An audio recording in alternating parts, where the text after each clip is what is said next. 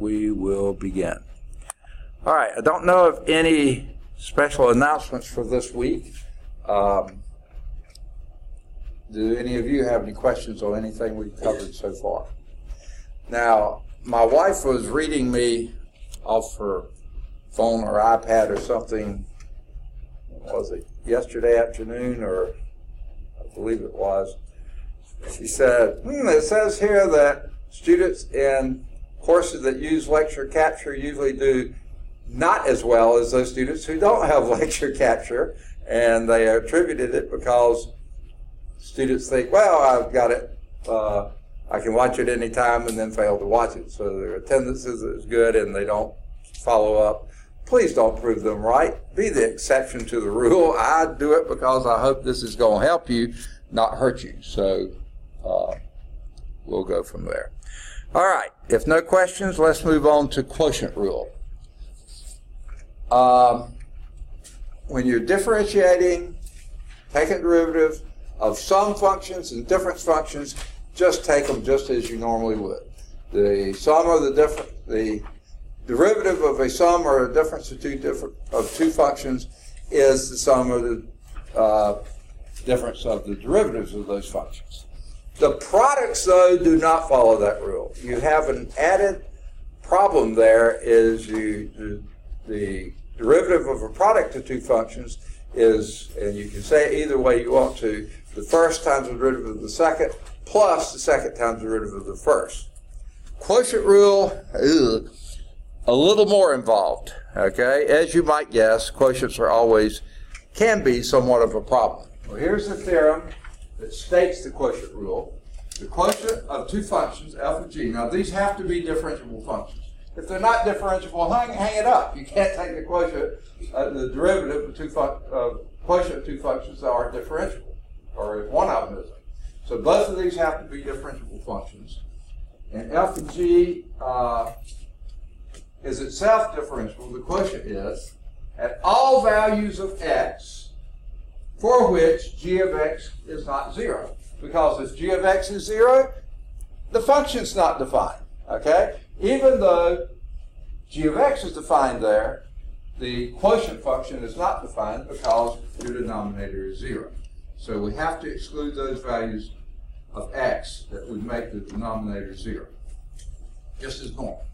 Moreover, the derivative of f divided by g is given by and here's the deal, not quite as simple as the product rule. It's certainly not as simple as adding and subtraction. But here it is. The denominator, g, times the derivative of the numerator, f prime, minus the numerator, f, times the derivative of the denominator, g prime, all divided by the square of the denominator. Oh, wow. Okay? That's what the quotient rule is. Okay.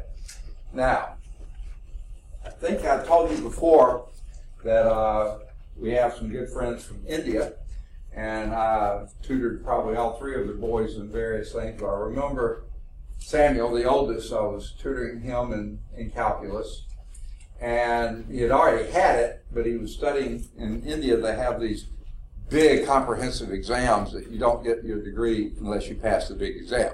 So he was home studying for that, home in the U.S., for when he was going to take it back in India. And he's the one that I first heard, dibri. You know, the Indians talk so fast, and I thought, what is he saying? He was saying derivative with respect to dx of f. You know, that was derivative of f with respect to x. Okay, and it took me a while to get that. But when he got to the quotient rule, and you probably have heard this elsewhere too, but I never heard it except from him. Now remember, this is the denominator, that's the numerator. And you may have heard this before. Low d high minus high d low over low low. Have you heard that? That was a little mnemonic device that he used, and it really is the easiest way to, well, I remember it because of a different reason, and that makes sense to me. But once I heard that, I thought this is pretty good. And people only he said it much faster than he said. Lodi high minus high d low over low low. Yeah, what? You know, and of course, once he slowed down and I understood what he was talking about, I said, oh yeah, that works. So low d high minus high d low, d meaning derivative over low low, the square of the denominator. Now, that's only true for values of x's for which g is not equal to 0. Okay? Now, your book has a proof. I think I've asked you before, and none of you are math majors. I don't think, right? I bet you most of you engineering majors couldn't care less about proofs, but it's not a bad idea to look through this, read through it. To me, yeah, it shows that it's true, but once I'm through with this, I probably can't reproduce it immediately, and then what's the point? You know, I'll take their word for it, it's true. I know it works. I've used it my whole working life, so it works. Okay, so here's example 4. Let's find the derivative of this function. How would you begin? Whoops, let me get my pen set up. If I can get the pen to respond. And it's not responding well. Here we go. Okay. What would be y prime? Boy, the pen is slow today. There it goes. All right, what is y prime? Derivative of y with respect to x? I should get a guess. Maybe you take the conjugate of the denominator. Okay, start with the denominator. X squared plus 1 times X squared minus 1. I'm talking about conjugate, but yeah. No. We're using the rule we just had on the board. Okay. Remember, low d high minus high d low over low low. Okay, I don't know if that makes any sense to you. The denominator, the low, times the earth to class, come in please. Okay. What was the rule? Denominator times derivative of the numerator minus the numerator times derivative of the denominator over the denominator squared. Again, that's a lot of words, and it's really, to me, much easier to remember. Low d high minus high d low. You see what we're talking about?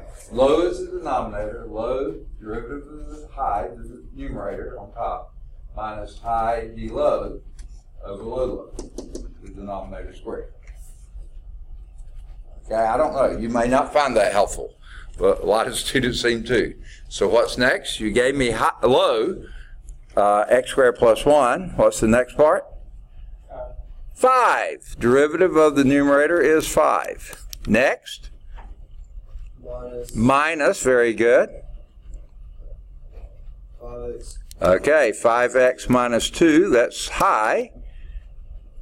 And then 2x. Times 2x, d low. Okay, over x squared plus 1 squared. It's very seldom do I find it necessary to perform that square at the bottom. Just write it as a square. Okay, perfectly fine. Okay, now we need to clean up the numerator a little bit. And let's distribute, and you can see what we get. First term.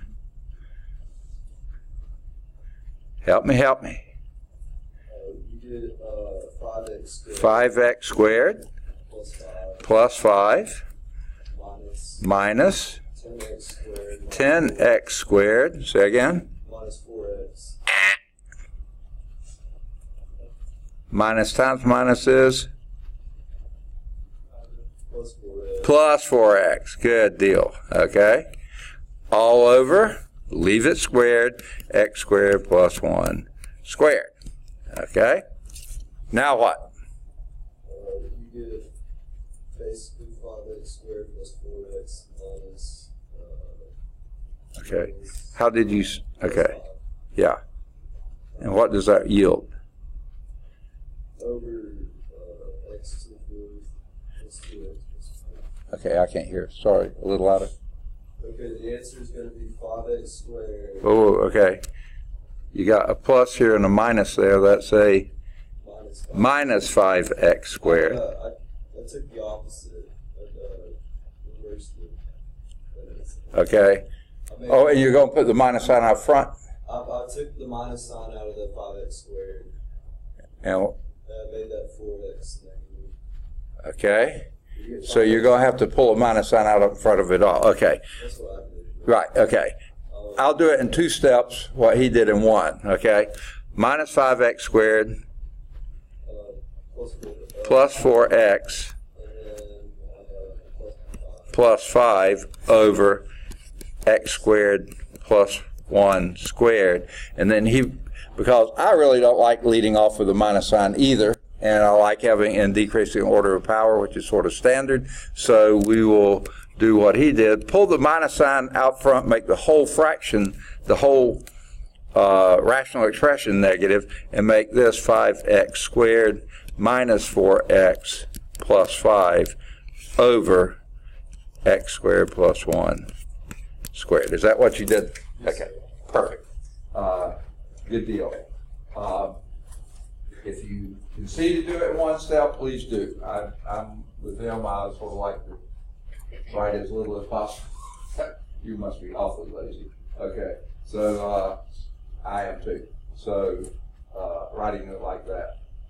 This is a perfectly good answer. That's a perfectly good answer. You could probably think of other ways to write this that would be perfectly fine. Now, one thing you probably always ought to at least investigate to see if this will factor and eliminate one of these factors. Not going to happen, okay? This will not factor at all because it's the sum of 2 perfect squares. If this factors, it's going to be something linear, and that won't factor at all, so I think you're done. You don't have to do it. But in general, you ought to always check that to see if you can simplify, because an answer not in simplest form will usually lose you a point. You know, not much, but a little bit. So always, and you won't get the ones in the back of the book either. Okay. So let's see how the book did it. They left it in the upper form, negative 5x squared plus 4x plus 5 divided by x squared plus 1 squared. And again, what he did in the denominator, perfectly fine. I like it. You know, it's a good answer, but if he had been doing it on WebAssign or something like that, then it's a wrong answer. And it's perfectly right. Okay. So, any questions on that? Any steps you don't see? Okay. I'm going to go on and erase it, and then we'll watch and see how they do it, which I bet you is going to be awfully close. Okay. First thing they do, well, they wrote it like this, which if that's helpful to you, do it. Okay. Once you do it like this, derivative of this thing, use the denominator first times d by dx of the numerator minus the numerator times d by dx of the denominator. So they wrote it out rather than actually doing it over the denominator squared.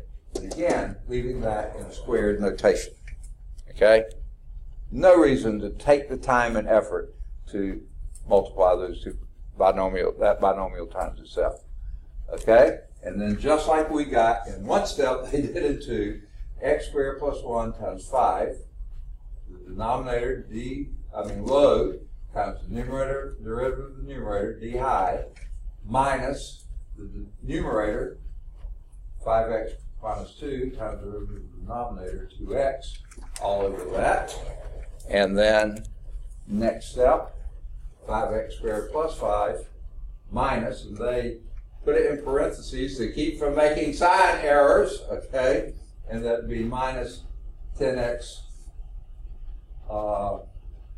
minus 4x, and then all that over the denominator. It does take an extra step though. Then they skip the next step. Okay, fine. 5x squared is just as likely to make an error here as it did the other way. 5x squared minus 10x squared is minus 5x squared.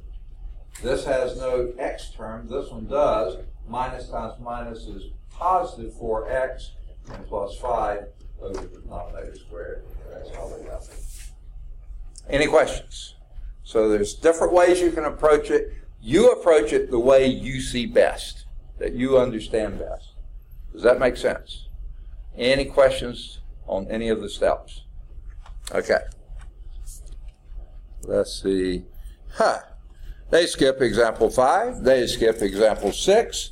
They skip example 7. So let's do those 3.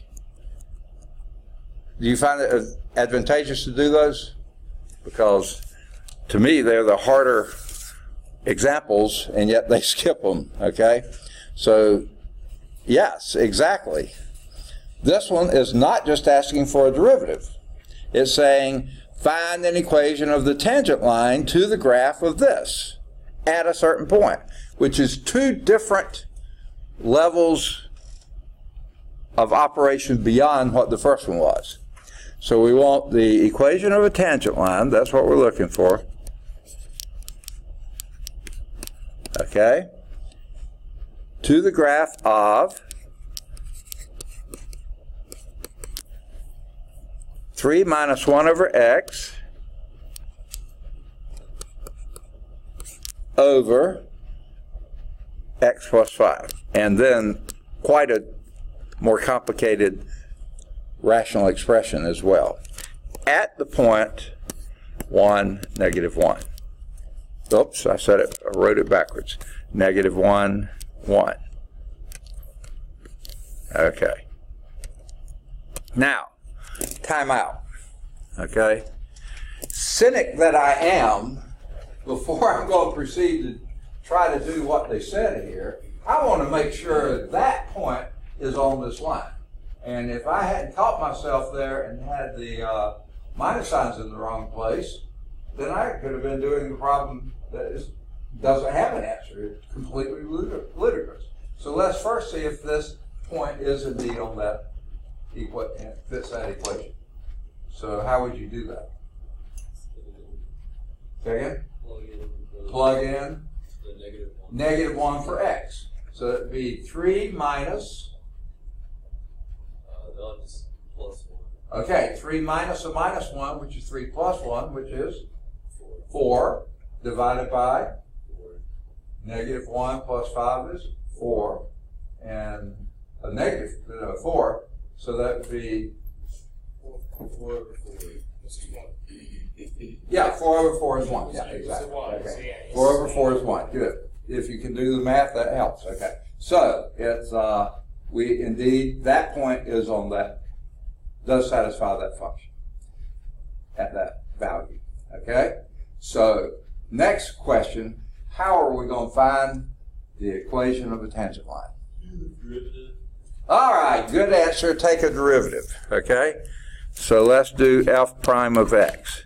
Later we'll get to why are you taking the derivative, but we'll just do the derivative. And what does that give you? What's the formula for taking derivative of a rational expression? In other words, a quotient.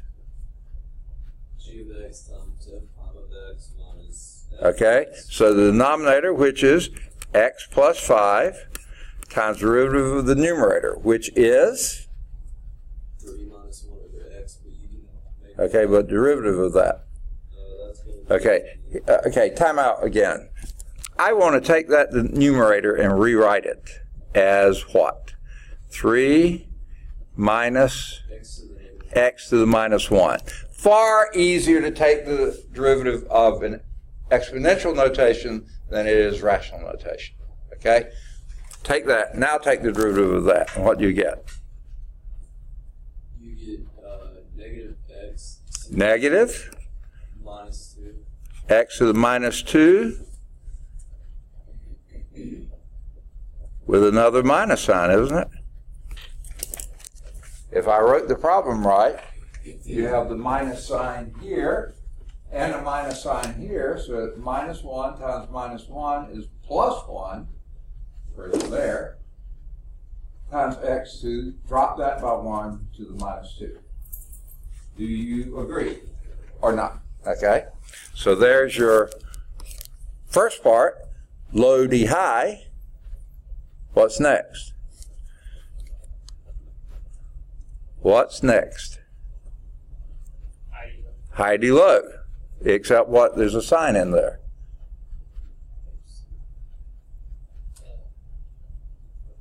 Is it negative? Negative. Minus Heidi low. And high is, you know what? I'm going to go on and rewrite it the same way I did up here.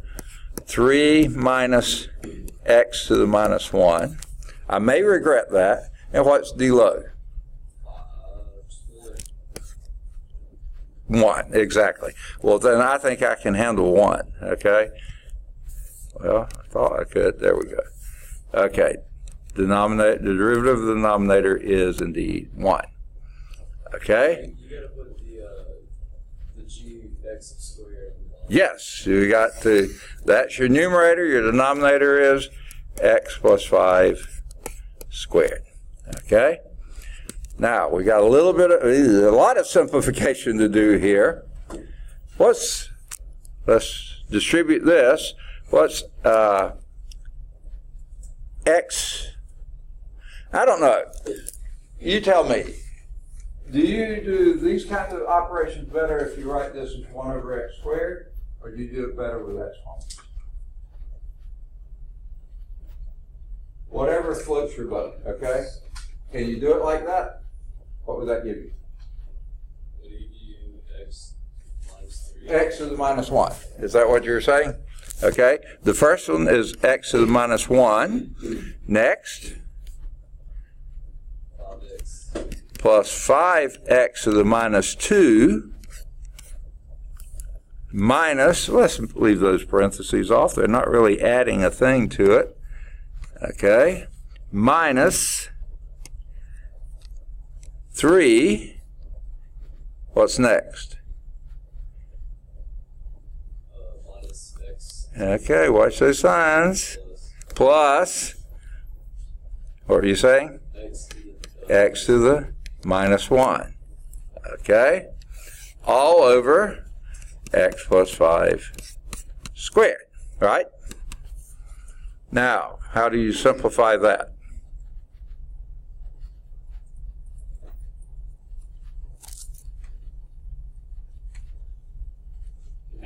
Combine like terms, what do you get? 5x squared 5x to the minus 2, okay? plus 2x Plus 2x to the minus 1 minus 3 over x plus 5 squared. Now, my question to you now is, why did we want the derivative anyway? on the equation to the negative 1. What does that give you? That's not the equation for the tangent line.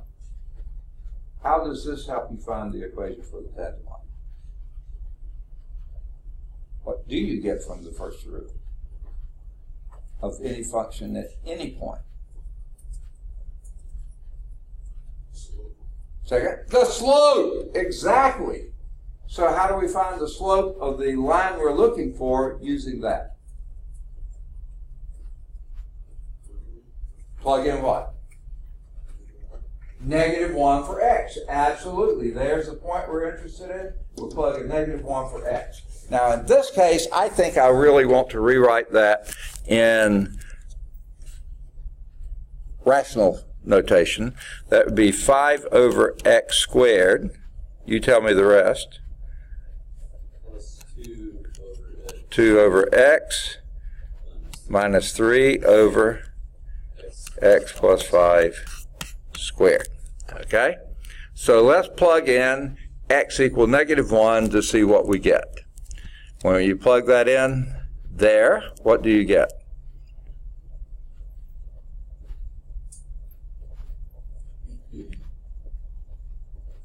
Help me. 5, because 5 over -1 squared is 1, so that would be 5.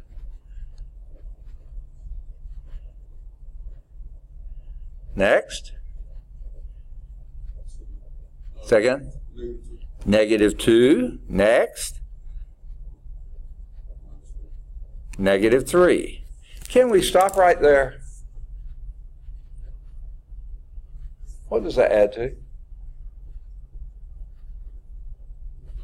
0. Okay? So the denominator is going to be non-zero. That would be a negative 1 plus 5, which would be 4 squared is 16. Who cares? This is 0. The numerator is 0. It's good to check the denominator. Make sure the denominator is not a 0 as well. Then you may be in serious trouble. But in this case, it's not. So the slope of this tangent line is 0. Okay? Now, that helps in some regard. I hope a lot of regard. Because, can you give me the equation of that tangent line whose slope is 0 and passes through the point 1, negative 1? You know it's got to pass through there, right? We've already checked and verified that 1, negative 1 is on that function, right? So what would be the equation of that line? Would you do the y? Y minus you're working too hard. Y1, okay, equal. Is it m times x? Okay, it's exactly right. M times x minus x1. Okay. Now we've got our x1, y1 right here, so let's plug those in. Y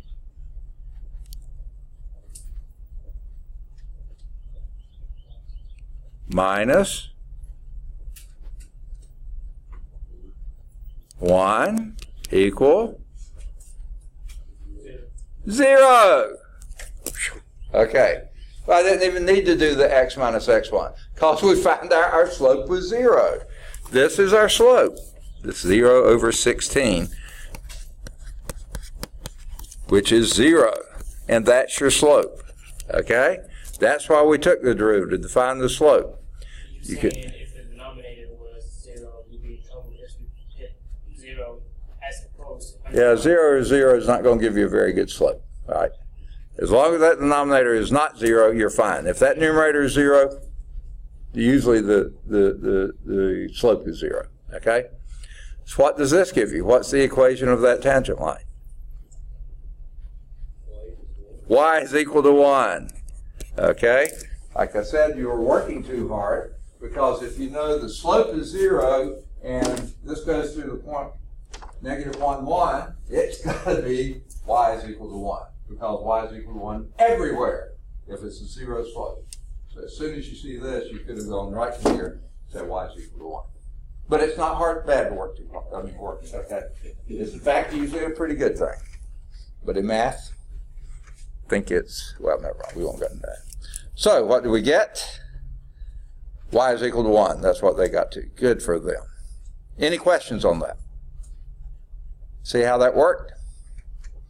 All right. Now, let's go to example 6. All right to erase? Everybody got it? Okay, example 6. Using the constant multiple rule. Okay? Here's a function.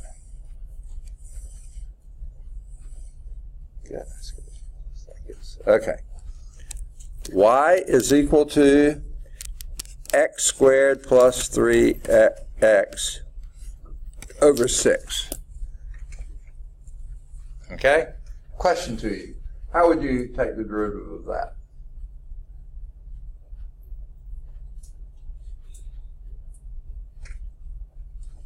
Quotient rule? Okay, I could tell you're a hard worker. Okay? Better way to go here, pull out the 1/6, right? See, over 6, that's just the same as multiplying 1/6 times x squared plus 3x. Okay? And you can multiply that through. Do you agree? Okay, that's the same thing. Now what can we do? That's 1/6 x squared plus what? 3x. Say again? 3x. Yeah, how about the 1/6? That's just 1/2. That's 1/2 x, right? Now, can you take the derivative of that?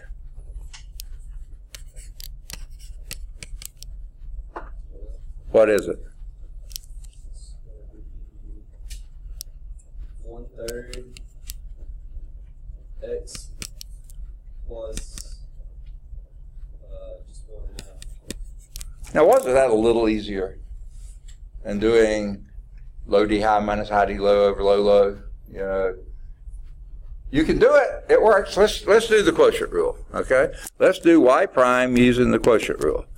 Low d high would be 6 times the derivative of the numerator, which would be 2x plus 3 minus high, which is x squared plus 3x.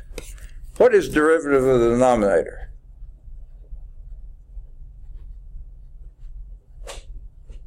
Derivative of the denominator, that'd just be 0. 0 over 6 squared, okay, which would be 6 times 2x plus 3, right?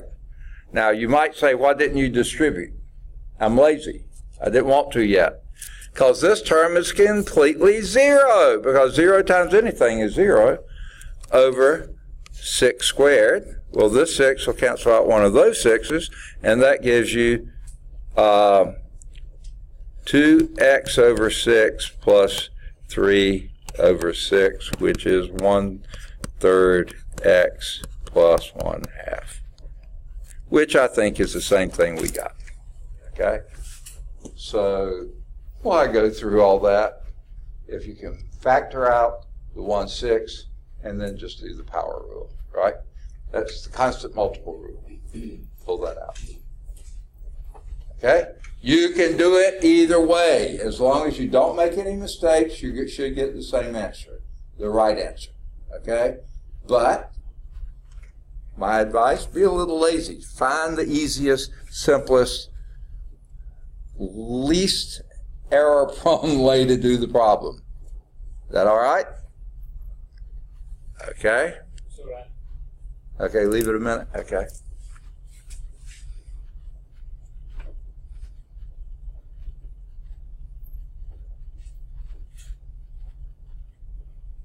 Is this making sense? Okay.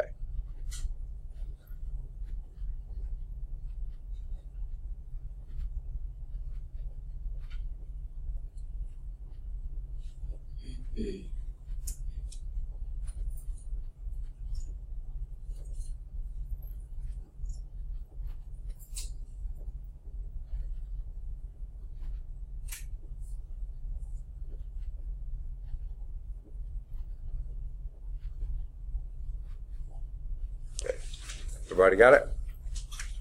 Need any more time? Okay. Let's clear and do the B part of example 6. Y is equal to 5x to the 4th over 8. Okay? How would you approach that? Approach it. Say again? Take out the derivative of the 8. Take out the what? The derivative of the 8. Okay. Is that how you describe it? Because we're trying to do like 1 over 8, right? Yeah, only take the 5 with it too and make it 5 over 8 times, what's that? X to the 4th. Now take the derivative of that. And what would that be? 4x cubed. Say again? 4x cubed. 4x cubed times 5/8, right? Yeah. Don't forget that. Okay, can you simplify any?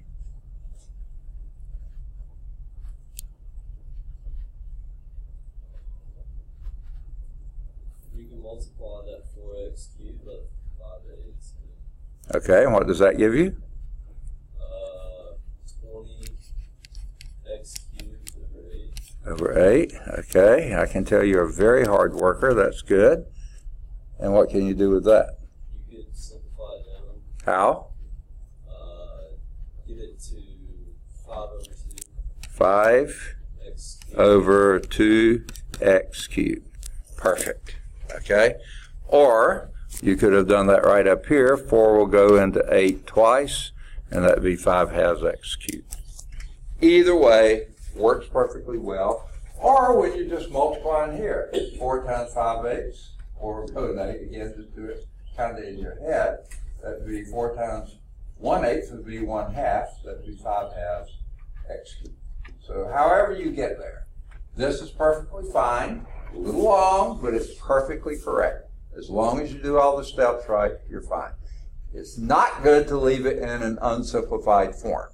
I mean, it's not tragic, but it will usually lose you a point or so. Okay, any questions on that? Got it? Go on to the next. Okay. I might be able to do it on this one. Let's see if we can. Ooh, maybe not. Okay. Ooh. Let me go and get rid of it, because this is a little bit longer, and we might need to do some extra stuff on it. Okay. Here we have y is equal to 3 times, that's a negative 3, 3x minus 2x squared over 7x. Okay? And they want us to differentiate this, take the derivative of it. Okay? Where would be your first step?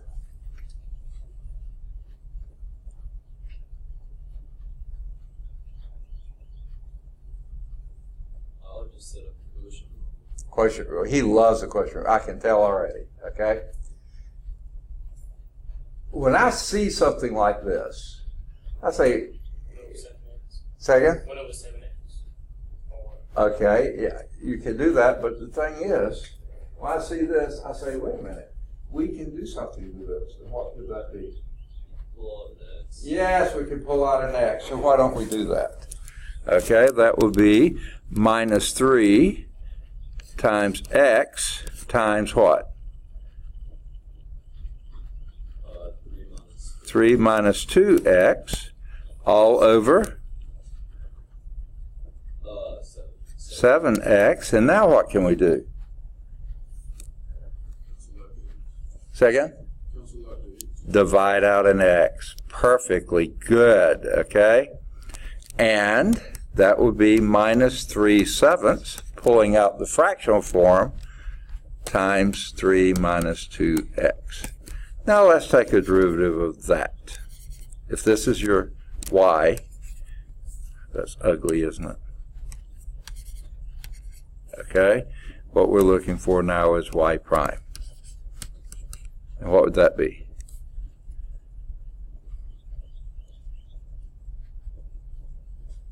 It'd just be Negative 3/7 times minus 2, which would be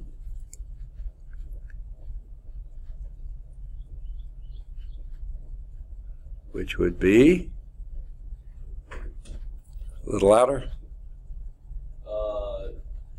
Plus 6 over 2. 6 over 7. Perfect.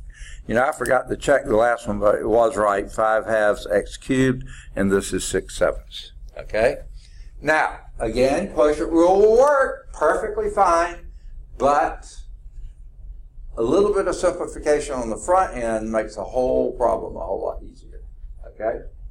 You won't always be able to do this, but when you can, sort of get the radar set for it to see if you can simplify before you work. What are the situations where you can't do this? What's that? I said, what's the situations where you can't simplify? What's the other thing? Where's the situations where you can't simplify? Okay, then the quotient rule. Yeah, just go on and do it. I mean, there's always a procedure, okay? And if you can't simplify, it's set up perfectly for quotient rule. Right, I'm saying, like, what causes it to not be able to... Oh, okay. What if this has been 3 minus 2x squared? You can't factor out an x. So check this, and if you can factor, and that factoring will simplify things, then do it. If it won't simplify things, no reason to. That's extra work. Be lazy, okay? Don't do any extra work, okay? But give it a shot. Always look and see if there's some way that you can make this work a little better, okay? And need to leave it longer, or you got it, okay? Let's do the last one. It looks like that's a lot. Ooh, no, it's not quite the same. Y is equal to 9 over 5x squared. Okay, what do you want to do on this one? I think I know what Nolan wants to do, but we will leave him out of it. Okay? No, just kidding. Sort of. Okay. What would you do with that?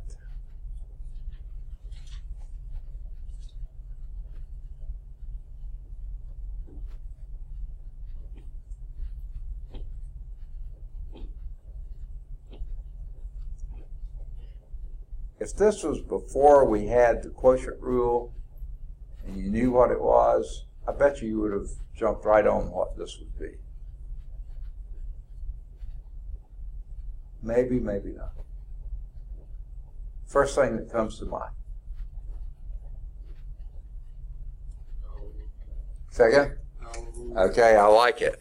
But what do you need to do kind of first on that? Yeah, factor out the constant. That's 9 over 5 times 1 over x squared. I'm going to take a lot of time here. Extra step here, right? Let me even write that so it looks better. And make sure you agree that it's a legal move in most states. Isn't that the same thing? Pull out the constant, 9 over 5, leaving you 1 over x squared. Okay? Now, you don't have to do this in 2 steps if you see it right as 1. But what is 1 over x squared? 9 over 5. What is 1 over x squared? In exponential notation.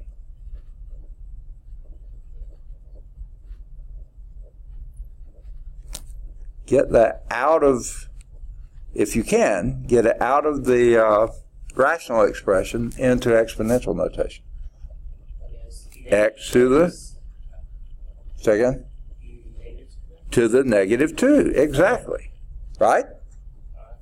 Now, take the derivative of that. What would that be? A little louder? You get 18 over 5. Okay, don't forget the minus sign. You don't like minus signs, do you? Okay. Okay. All right, minus 18 fifths. What's the rest of it? It's going to be x. X to the minus 3. Perfect. Now, if you want to get back in notation that you had before, rational notation, then you can do that. That would be a minus 18 over 5x cubed. If you wanted to get it back so it looks more like your original problem, you can do it. You don't have to. That's a perfectly good, legitimate, okay answer. As is that. But web assign's only going to accept one of them, okay? And they may not like either one of them. They may like it in a slightly different form. But they leave it back in that form, the one I wound up with. So I'm guessing that's what WebAssign would have done too. All right, makes sense? So, if it's helpful, change the form around, okay? If it's not helpful, go on and use the quotient rule. All these tools are in your pocket. You can, tool belt, you can use whichever one makes the most sense to you. All right? One more. Example 7. Okay? Do I need to leave this up a little longer? Okay. All right, to erase. Okay. If n is a negative integer, oops, we're getting away from numbers into variables here. Then there exists a positive integer k such that n is equal to minus k. Yeah, I think we know that, don't we? With letters there, it doesn't make sense. If n is a negative integer, give me a negative integer. -4. And is there a positive integer k such that n is equal to the negative of that positive integer? 4, -4, right? Yeah, it almost doesn't even require being written, but they did. So it says using the quotient rule, you can write d by dx, I like saying that, of x to the n, okay,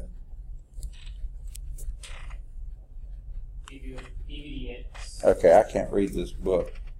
Okay, but now n is a negative number. Okay, that's a really ugly n, isn't it? Okay, let me see if I can write it a little bit better. Okay, but n is a negative number. Okay? Boy, why do they even do this?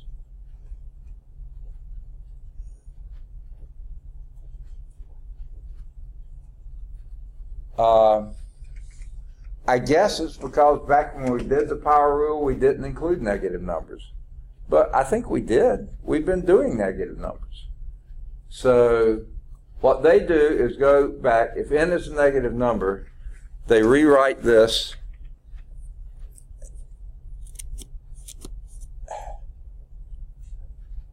there's no reason. You just use the power rule. That would be n times x to the n minus 1. Okay, we've already done that. Why go back and do it a different way? It's do it. If n is a negative number, it's a negative coefficient here, and n minus 1 is a more negative number. We've already been doing. The last one we did was just like that. So I see no reason to proceed with that. Does anyone need it? It's sort of going around your elbow to get to your ear. It just seems like an awkward way to do this. But it verifies that that indeed is true. But you can almost get lost in, why am I doing this? You know, you get lost in the forest because you can't see the trees or something. I don't know. Let's go on to, this is the first time I've taught from this text, and that example to me does nothing to make it clearer. It makes it even more complicated. Derivatives of trigonometric functions. Now we've done some of these, haven't we? What trig functions have we already done? Sine and cosine, exactly. So now I take it we're going to do some more, okay? Knowing the derivatives of the sine and cosine, which now we know, you can also use the quotient rule to find the derivatives of the 4 remaining trigonometric functions, okay? Now, you want to use the quotient rule, or you want to just go by this table? I can show you the quotient rule and why it's true. D by dx of tangent x is secant squared, and cotangent x will be minus cosecant squared.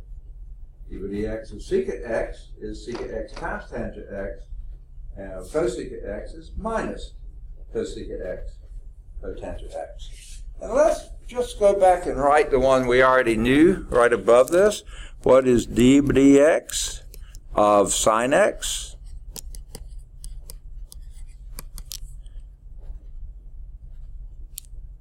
You know it, right? Derivative of sine x is cosine x. And d by dx, or of cosine x, I probably should put brackets, they did too. And what's that? Negative sine x. Okay? Now the only reason I wrote this is to point out just a little characteristic. The derivative of your functions as opposed to co-functions, see, those all start with co, these don't. These are all positive, and those are all negative. Okay? That might be a little thing to keep in mind to help you from making mistakes. Okay? The signs, guess what? The signs are going to trip you up probably faster than anything else. You'll probably get the hard part right and get the sign wrong. So that's a good little thing to keep in mind. Okay? Now, let's do d by dx of tangent x. But you tell me what is another form for tangent x? What we call the quotient identity or the ratio identity. What is tangent x? It's sine x over cosine x. Is that what you said? Not sine x, but I said sine over cosine. Sine over cosine, exactly. Okay. So now let's do quotient rule. What does quotient rule tell you? Cosine x Cosine x, that's the denominator, times cosine x times cosine x. Derivative of the numerator is cosine x minus. negative sine. Okay, you're taking the derivative of the denominator, which is negative sine x,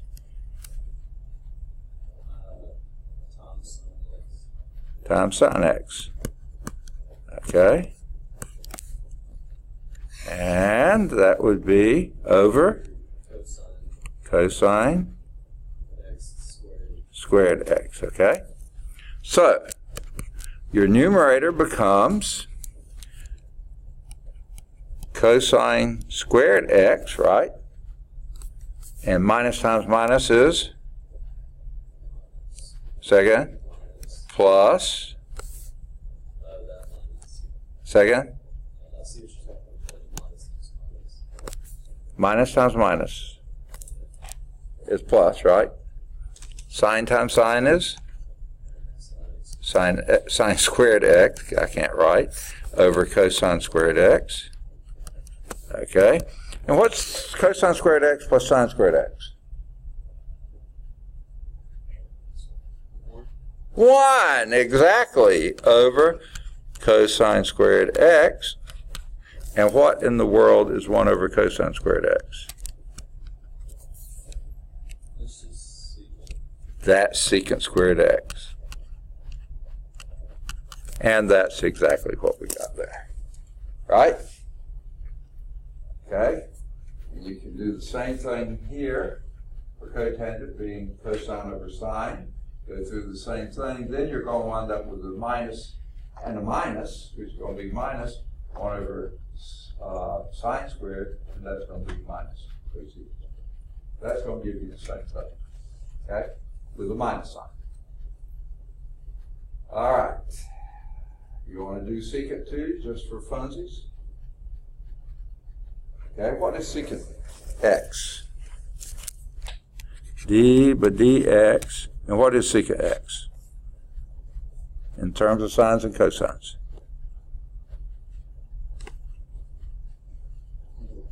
One over cosine.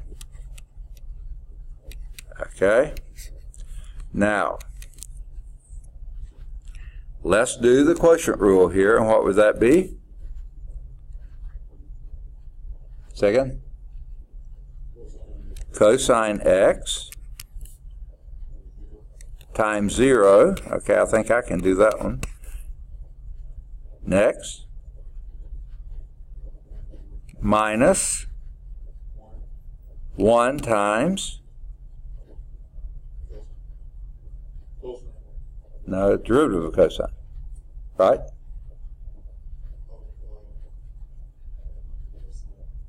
Second? Negative sine. Okay.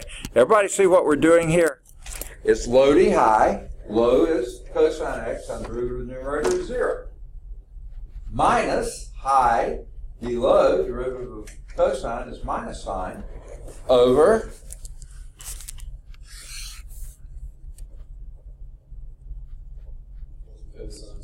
cosine squared x. Okay? Low. Okay.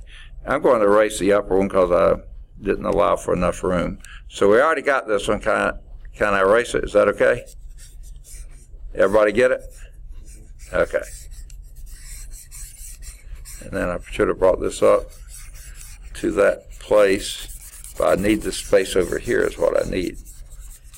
Okay. Now, What that gives us is this is 0, right? So basically you have a minus, which is a plus sine x over cosine squared x. Okay? Now, not any identity I can think of is going to simplify that forthwith. But here's one I want to suggest to you. Isn't that the same as 1 over cosine x times sine x over cosine x? Yay or nay? You got sine over cosine squared is the sine over cosine times cosine. Well, one of the 1 over cosine is out, and the other is going to go with that, right? Okay, and what's this? Secant x, what's this? Tangent x. There you have it. Secant x, tangent x. Make sense? That is secant x. I can't write. Tangent x. Okay, good deal. And you can do the same thing with cosecant. Start it as 1 over sine, and then do this other thing, and you're going to wind up then with a minus cosine over a sine squared, and that gives you the minus out front and cosecant. Okay? Any questions? All right, pretty exciting stuff, huh? All right. We did the tangent when they left the other. So the proofs of the other 3 parts of the theorem are left as an exercise. See exercise 87. You've done 1 of them, and I've talked through the other 2. So let's move on to example 8. Okay? This irritates me. All right. Here's your function. Y is equal to x minus tangent x. What is its derivative? You tell me.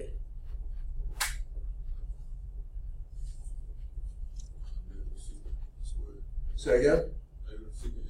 Okay, you got, how about the x there? 1. Okay. And then minus, and what's the root of the tangent? Secant squared. 1 minus secant squared x. Okay? Pretty straightforward, right? Any questions? Okay? Let's do the B one. All right. How about that? What do we have to use there? You tell me. Well, I was just 1, I guess, plus minus secant x minus. Okay. He's using product rule, is that right? Just looking at the, What's that? just looking at the derivative of secant. Right. You did the derivative of the first times the second. Is that what you were doing? Okay. So that would be 1 times. Secant x and x. Okay. They did it, yeah. No. They did x times secant x tangent x. I'm sorry, I said it wrong. 1 times this. Okay, that's this part. Secant x. Plus x times derivative of this, secant x tangent x. Okay. Now again, we look at this and see if there's any way to simplify. That's a perfectly legitimate and good answer. Or you could say, hey, there's a secant x in both sides, so you could say there's a secant x times, open parentheses, x tangent x plus 1, which is also a perfectly good, legitimate answer. Okay?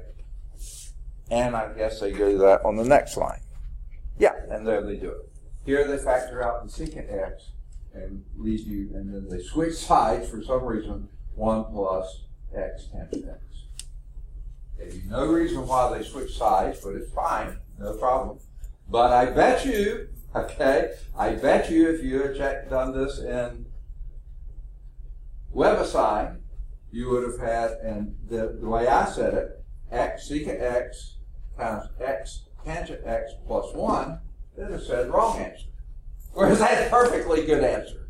That's a perfectly good answer, okay? This is a perfectly good answer. That's why I really don't like the Web of Science for especially this level of math. There's so many ways you can express your answer perfectly correctly, and they will say it's wrong. And it just adds another level of frustration that's not necessary. Definitely not necessary. All right, let's see if example 9, no, is not going to be shown. So let's back up and do example 9 here. Okay, differentiate both forms of y is equal to 1 minus cosine x over sine x. Now, they say that's equal to cosecant x minus cotangent x.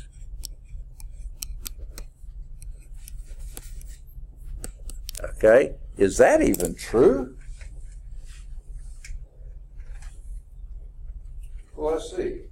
Remember when we did, y'all did, somebody did, a long time ago, trig identities?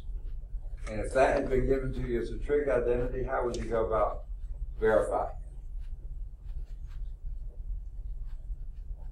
Oh, a long way past. Or did y'all ever do this? It was so much fun. I'm sure all of you said, yes, I remember doing that. It was a lot of fun, right?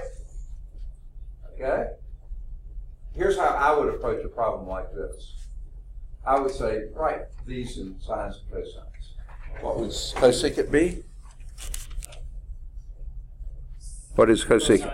1 over sine x minus, and what's cotangent x?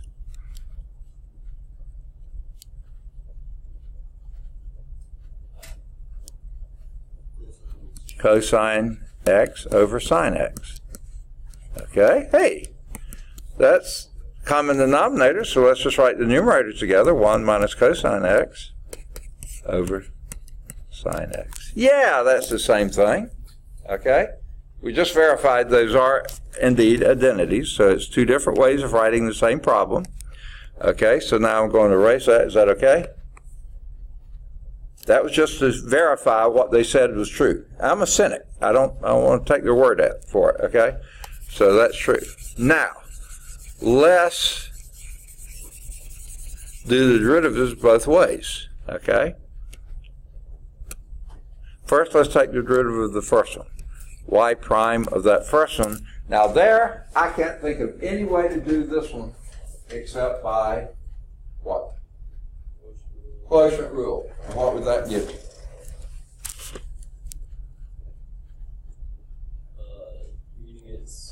Sine x times. That's going to be 1. Where is this going to be plus sine x? Okay. It's the denominator. Let me clean up that sine x. It's the denominator, sine x, times the numerator, times the derivative of the numerator. And what did you say that was? Would that just be positive sine x? You're absolutely right. Okay? Times sine x. Okay?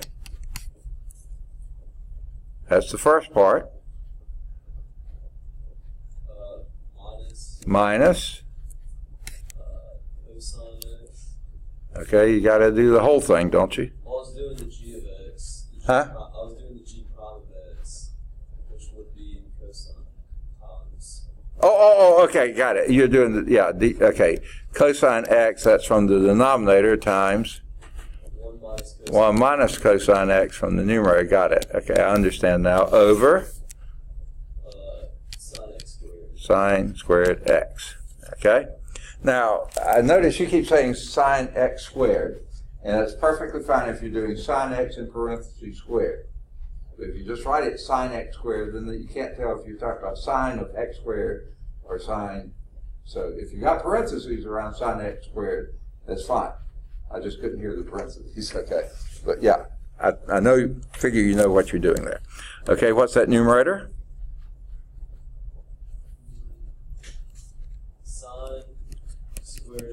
squared x minus, that'll just be 1. say again? That'll just be minus 1, wouldn't it? No.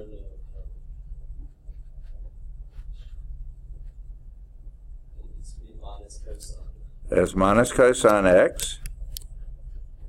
Then we have a, that's when you did this part, Squared positive cosine. plus cosine squared x. Perfect. Over sine squared x. Now, what would you do with that?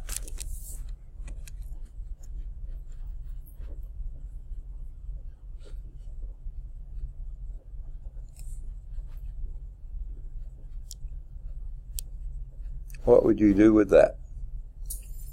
Don't say erase it. Okay. What would you do with that?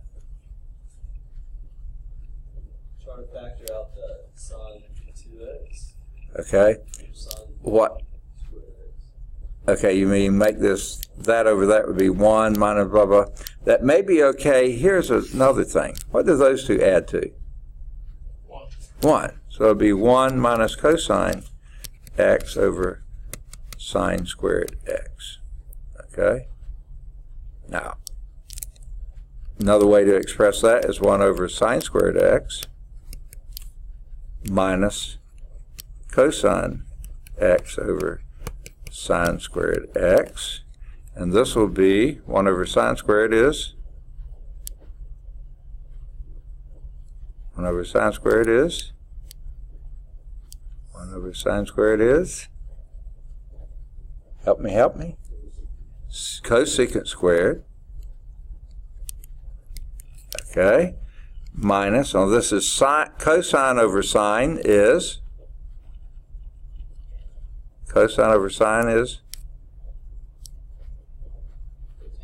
cotangent x, and 1 over sine is cosecant x. So there is that one done with the quotient rule. Let's do the same thing over here, except say y is equal to cosecant x minus cotangent x. And just use our trig identity. Y prime would be what? What is derivative of cosecant x?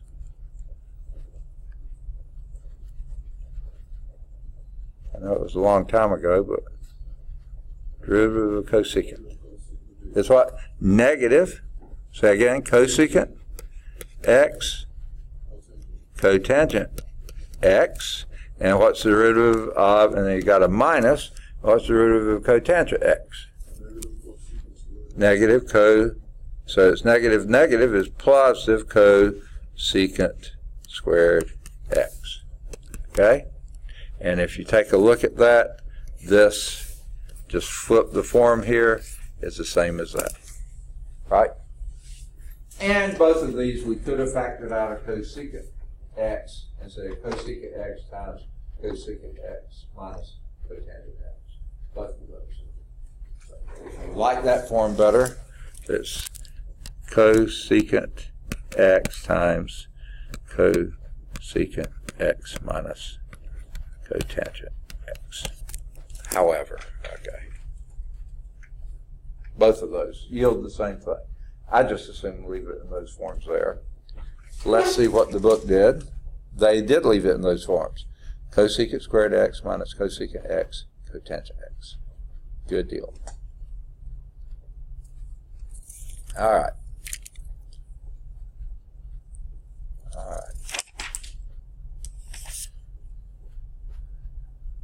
All right, let's quickly, whoops, too quickly. Here's a summary. The summary below shows that much of the work obtaining simplified form of the derivative occurs after differentiating. Note that two characteristics of a simplified form are the absence of negative exponents and the combining of like terms. Okay?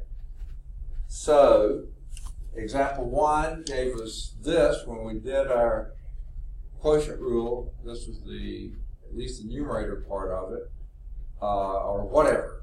It looks like that's, I don't know what it was. But if this is what you get, no, this was probably product rule, okay? Yeah. If you had this thing times that thing, and then did it, you do this, and then combine, multiply through, distribute, and combine like terms. And boy, I don't remember that problem, do you? They said that was example 1. I remember parts of it, but I don't remember 24 minus 24x Yeah, it's a squared. product rule though, because you can start with the plus. What's that? You can still it's a product rule on the plus. The Well, plus. yeah. The plus you got is with the 4. Yeah, and that's another dead giveaway. But I just don't remember this example that we came up with a minus 24x squared. You wrote that. Okay. You All right. wrote 15x plus 4x and minus 24x squared. No, Okay. it was example 1 when we did product rule. Yeah, We did and that was the answer we got. Yes, sir. I just didn't remember the minus 24x squared. Okay. But you see, when you do the product rule, don't stop there. Multiply through, distribute, combine like terms, do whatever it takes to simplify your answer. Okay. Now this one was again a product rule. Okay. Only it was a 3-part product rule. It looks like. And when you do the simplification of it, you see that this is 2 cosine x minus 2 cosine x. They add to 0, and that leaves you just minus 2x sine x. Okay? I think we did it a way that we didn't have to fiddle with that, whatever. Example 4, this is obviously a quotient rule, and multiply through the numerator. Yeah, now this one I do remember. That's exactly what we got there, because your other suggestion would pull out the minus sign and then change each of those signs, which is a perfectly good, I like that kind of answer, okay? But obviously the book didn't, okay? This one we simplified, again, the numerator, and kept the denominator alone, and that's what we wound up with, okay? And example 9, where they skipped example 2, skipping 5, 6, 7, and 8, and we came up with this form. And yeah, when we combine these two, sine squared minus a minus is plus cosine squared, that gave us a 1 minus cosine x. Yeah, from here over sine squared x. Perfectly good answer. So always simplify. Combine like terms. Use trig substitution, identities or whatever, and get to that. All right. Would anyone object to a quick bladder break? Okay, you can stretch, do whatever you want to. Let me just pause this because All right. Now, by the way, I neglected to say this. Back when we were doing derivatives of trigonometric functions, I didn't notice, and they didn't have anything that sort of pointed it out to me, but that theorem 2.9, let me go back to that.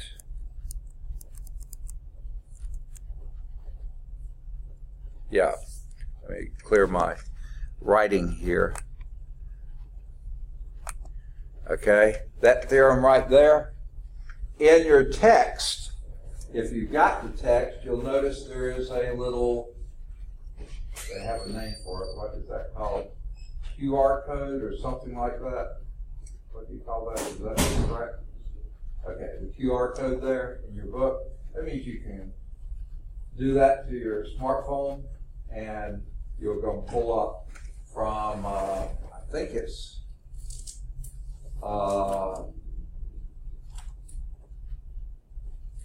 calcview.com, and you'll probably see the derivations of those done for you.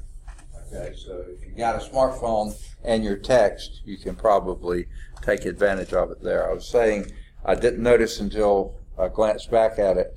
That theorem that we did at the very beginning has that little QR code on it, the box, and you can do your smartphone on that and probably pull up derivations of that or something to do with it.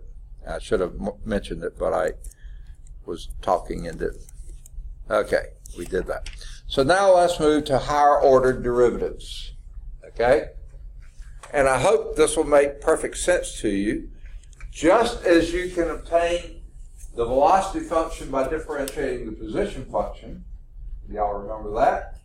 You can also obtain the acceleration function by differentiating the velocity function. Well, what is a velocity but the time rate of change of position? That's what velocity is. Well, the time rate of change of velocity is acceleration. So you can take another derivative of your velocity function to get an acceleration. But if your velocity function was just the first derivative of your position function, then that's another way of doing a second derivative of your position function. Another way of looking at this is that you can obtain an acceleration function by differentiating the position function twice without stopping and saying, oh, that's a velocity. Just take the first derivative, then take another derivative of it. Okay? And these are with respect to time because it's time rate of change. And anytime you have a rate of change, that's usually a derivative. Okay? Now, the function a of t is the second derivative of s of t, denoted by s double prime. Second derivative is an example of a higher order derivative. You can define derivatives in any positive integer order. For instance, the third derivative is the derivative of the second derivative. Okay? Just every time you take a derivative, if there's any variable left, take another derivative. If there's no variable left, you're going to wind up with a 0. Okay? And then stop. Okay? So, here is how we do higher order derivatives. If your first derivative is y prime, you can also call it f prime. Okay? You could call it dy dx or d by dx of f of x. And that other notation we haven't really used very much, capital D of x. That means derivative with respect to x of the function y, which is basically kind of what that says. Okay? Second derivative, y double prime, f double prime, d2y dx squared. Okay? Now that looks like a strange notation, doesn't it? But if you really think about it, okay, your first derivative is dy dx, right? And if you're taking another derivative of that, you're doing d, and this is d by dx of y. Well, this would be d by dx of dy dx, which is, if you, that's the two d's, d squared y and dx squared. It's not x squared, but dx squared, because this is d by d, which is 2d of y, and dx is not times dx, but dx squared. So that's where that notation comes from. Or d2f, d2 by d2 x squared, d2 by dx squared of f of x. Or, just like this one is, d by dx squared, the second derivative of with respect to x of y. So that is the other one. Then third derivative, y triple prime, f triple prime, d cubed y, dx cubed. That would just take another d by dx out front, which would be d3x dx cubed, or d3x by dx cubed of f of x, or d derivative with respect to x, the third derivative with respect to x is y. Now, here's something to notice. We use the prime notation up to 3. After a while, it would get really awkward trying to count all those little tick marks. And you probably not count right sometime. So after that, we put 4s in parentheses. Superscript 4 in parentheses. Why do we need the parentheses? Indicate what the value is. Well, it tells you what prime it is, but if you didn't have parentheses, you think that's y to the fourth power, right? This means fourth derivative. Without the parentheses means fourth power, okay? So this, in parentheses, means that number of derivative, okay? Or f fourth, in parentheses of x, d4y dx to the fourth, d4 by dx4 of alpha of x, or d by derivative, fourth derivative of the fourth derivative with respect to x is y. A lot like that. Up to the nth derivative, and you continue doing the same even if you have letters rather than numbers. The n in parentheses means the nth derivative of y, not the power of y. Nth derivative of alpha of x, the dny over dn dx to the nth, or d by dxn, dn by dxn of alpha of x, or the nth derivative of, with respect to x, of the function y. Okay. Lots of different ways to express these. Hopefully, you'll see that gives you more ways to express and not just be more confusing. Okay.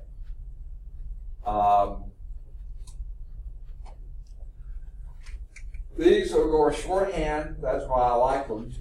These typically are called Leibniz notation because that was the notation he introduced. On the other hand, Newton was kind of practical, but really too shorthanded sometimes. He used for time derivatives, which is most of what he did, he used the dot notation. So this would be y dot with the dot right over the y, and this would be y double dot, and this would be y triple dot. I don't know how he ever did higher notation. You just run in, other people call it the fly-speck notation because it's hard to distinguish the dots sometimes. Okay. So that's why we don't really use that much anymore. So let's do example 10, which is actually a physical type problem. Because the moon has no atmosphere, a falling object on the moon encounters absolutely no air resistance. In 1971, astronaut David Scott demonstrated the fact that a feather and a hammer fall at exactly the same rate on the moon. We don't find that true on the Earth. If you held a feather in this hand and a hammer on this hand and dropped them, which is going to land first? I say again, a hammer, for sure. The feather's going to float. That's not because of the weight, it's not because of anything else, except that there's more air resistance felt by the feather than by the hammer. Okay? The moon with no air resistance, yeah. That was basically Galileo's demonstration and also Newton's probably second law, I guess you would say. Okay? So, the position function of each of those following objects was this. S of t is equal to minus 0.81 t squared plus 2. Okay? Now, you might say, where in the world does that come from?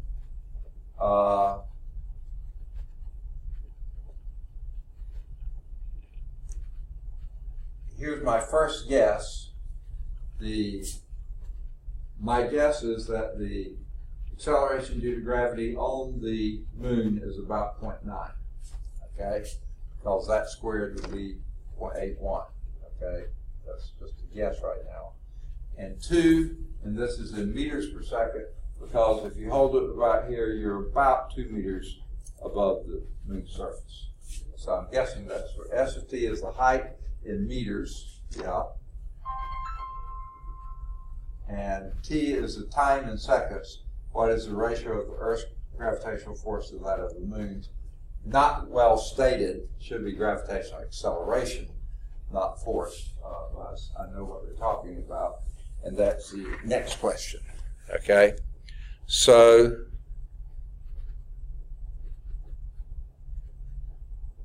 I guess that's the only question. What is the ratio of Earth's gravitational force, which I think they mean acceleration, which is not a force, but an acceleration, to the moons.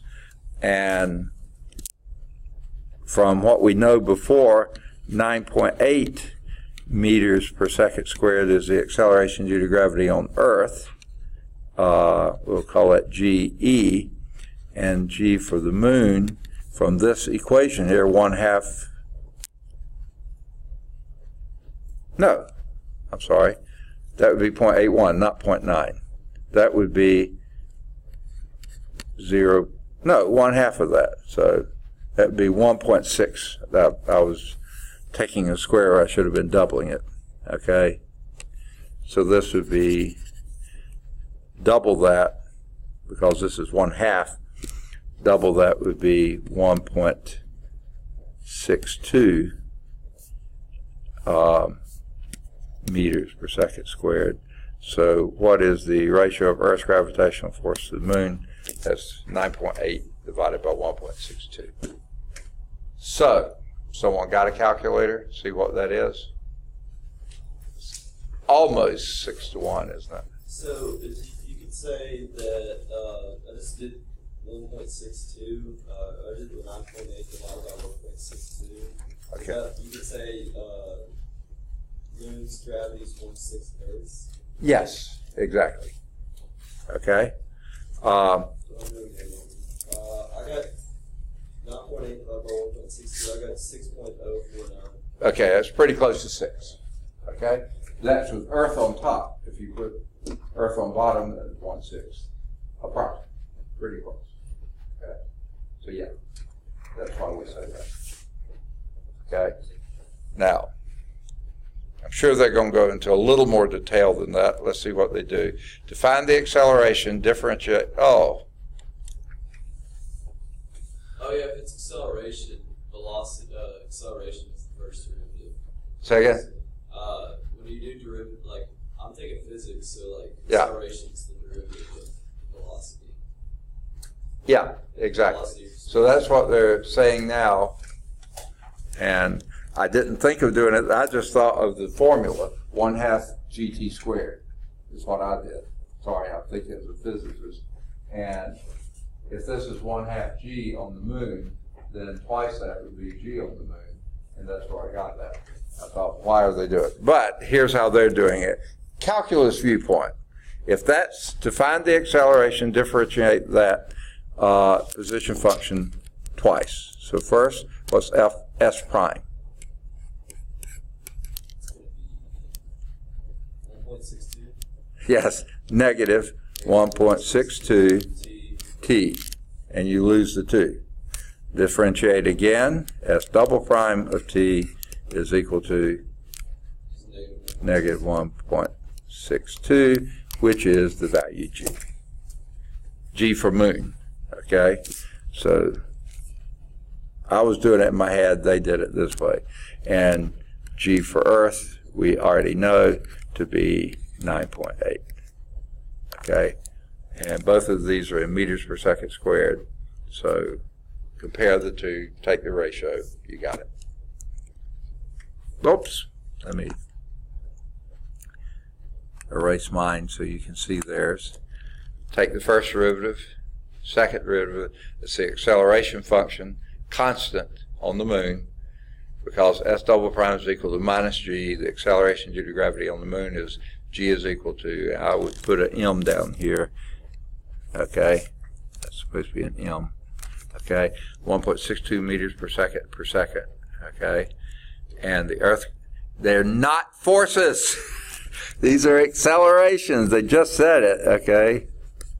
I'm just being real picky about it. Those are not forces. Forces are measured in newtons. These are accelerations.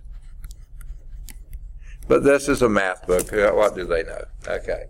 The ratio of that would be very close to 6.60. What do you say the third digit was? What do you mean? Second? What do you mean? When you did that? Like the third? Yeah. Yeah. It's 6. I got like 6.04. 04, so that rounds to about 6.0. Okay. That's what they were asking for. Really irritates me they call it a force. Of course, lots of people do. Those are accelerations, not forces. Okay. If you assume a mass of 1 kilogram, that would be force 2. Okay. And this is the picture, supposedly, of him doing the experiment, but I sure don't see it happening. Okay. I think it's a picture of him saluting. I can't hear. I think it's just a picture of him saluting. Oh, saluting the flag. Yeah, you're probably right. Okay. All right. Which is very important to do, right? Okay, never mind. We won't go into that. Okay. All right. Homework exercises here. Let's see if there's anything else here. Nope, that was it. Homework exercises. Do any of the odds, 5 through 9. All 3 of those odds are at calcchat.com and also in the back of the book. But number 5 is at calcview.com, and you can use a little QR code to get there. Do any of the odds 11 through 15. They're all 3 at CalcChat. 11's at CalcView. Do any of the odds 17 to 21. They're all at CalcChat. 21's at CalcView. Do any of the odds 23 to 27. They're all at CalcChat. 23's at CalcView. Do any of the odds 29 to 39. They're all at CalcChat. None of those are at CalcView. Do any of the odds 41 to 55. They're all at CalcChat. 41's at CalcView. Do 57. It's the only one like that that's odd. It's at CalcChat also. Then do either 59 or 61. They're both at CalcChat. Neither are at CalcView. Do either any of the odds 63 to 67. They're all at CalcChat. None of them are at CalcView. Either 69 or 71 or both. They're at CalcChat. Neither are at CalcView. Do either 73 or 75. They're both at CalcChat. 75 is also at CalcView. Do number 77. We did one like that in class, so do 77. Do 79. Do 81. All these are at CalcChat. Goodness gracious. For some reason, just all of a sudden clogging up like crazy. Allergies. Huh? Allergies. It sounds like it, doesn't it? But I've been in there all morning. Why am I now allergic? I don't know. Do any of the odds 80, 83? I would do either 83 or 85 because those are actually problems. 87's a proof. You can do that if you'd like. All of them are CalcChat. I don't know if the proofs are there. I assume they are, but you'll have to check and see. There's a modeling data problem number. God, that's 89. And then do any of the odds. These are finding second derivatives, 91 through 99. They're all at CalcChat. 91's at CalcView. Do either 101 or 103, both at CalcChat. 101's at CalcView. Do either 105 or 107. They're both at CalcChat. And if you want to explore concepts, you can do 109, 111, and or 113. Okay? Sketching a graph. Well, 115 is sketching a graph. 117 acceleration, and 119 is a stopping distance. All 3 of those are pretty good examples to be familiar with. You don't have to do them all if you don't want to, but they are worth pursuing a little bit. Do number 121, and then finding a pattern is 123. Do 125. Okay, it says do it for 4 values for n, 1 through 4, which is sort of interesting. I think you'll find patterns there too. Do either 127 or 129 or both. They're both at CalcChat. And then there's a true false, 131 to 135. Do those. If they are false, explain why, or give an example that illustrates they're false. Okay? And then 137 is a proof. You do that if you feel like it.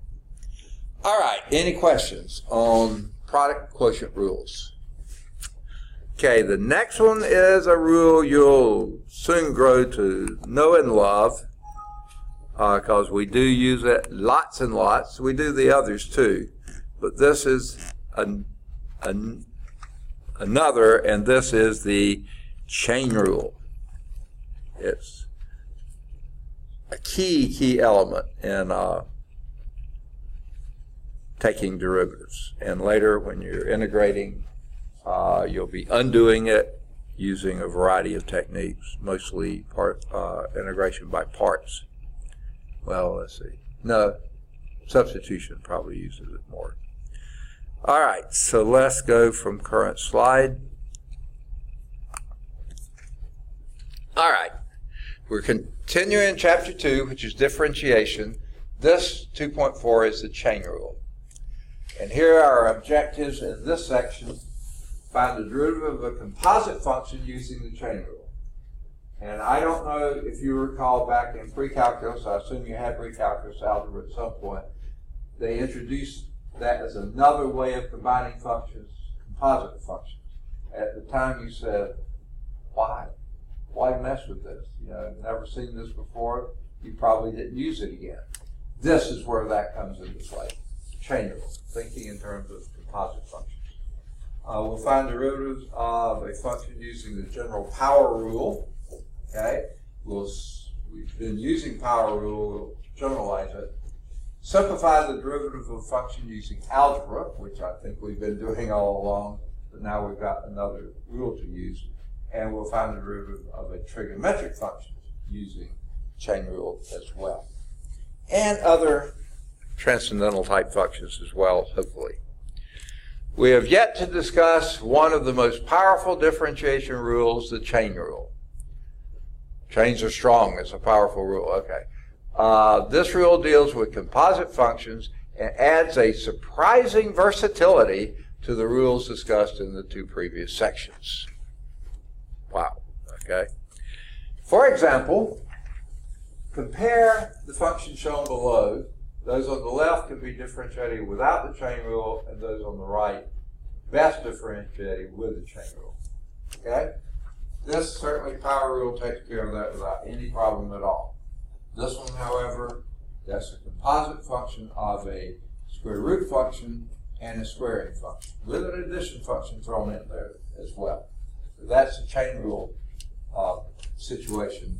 This one, you don't need a chain rule. There's just no way to differentiate this without a chain rule. Okay? This one, obviously, just differentiate. This one, we don't have a rule for sine 6x. Chain rule gives us 1. This one, obviously, you can differentiate without a chain rule. This one you can also differentiate without a chain rule. But what do you have to do first? Raise that function to the 5th power.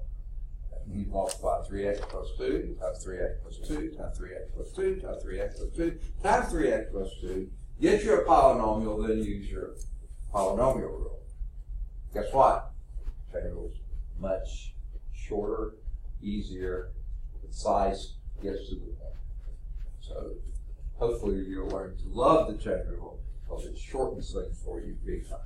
You can do that one without the chain rule. With it, it's so much easier. This one, you can obviously do that without chain rule, not that one. Because you got a function within a function, a composite function. You're taking the tangent, a function of a squaring function. You have to use the chain rule for that. Okay? Basically, the chain rule states that if y changes, the y du times as fast as u does, where in the world is the u here, then u changes du dx times as fast as x, then y changes dy du times du dx times as fast as x. Okay? What does he mean by times as fast? All right.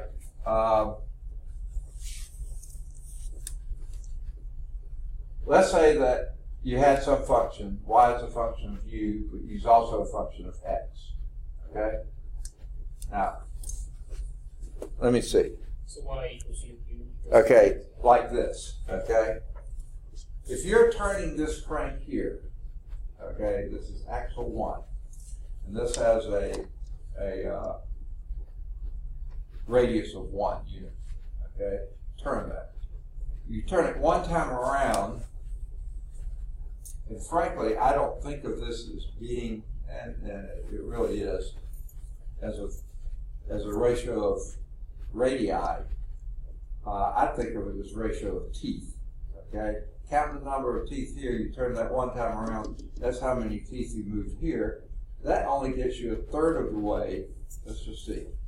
This has 1, 2, 3, 4, 5, 6, 7, 8, 9, 10, 11, 12. Is that? Let's see. Start with this one. 1, 2, 3, 4, 5, 6, 7, 8, 9, 10, 11 teeth. Okay? If you turn that one time around, that will give you 1, 2, 3, 4, 5, 6, 7, 8, 9, 10, 11. You only turn this about a third of the way. Okay? If you only turn that about a third of the way, then this one, you're only going to turn about a third, which would be 1, 2, 3, 4, 5, 6, 7, 8, 9, 10, 11. Again, a third of 11. And then this one will only turn. So you see,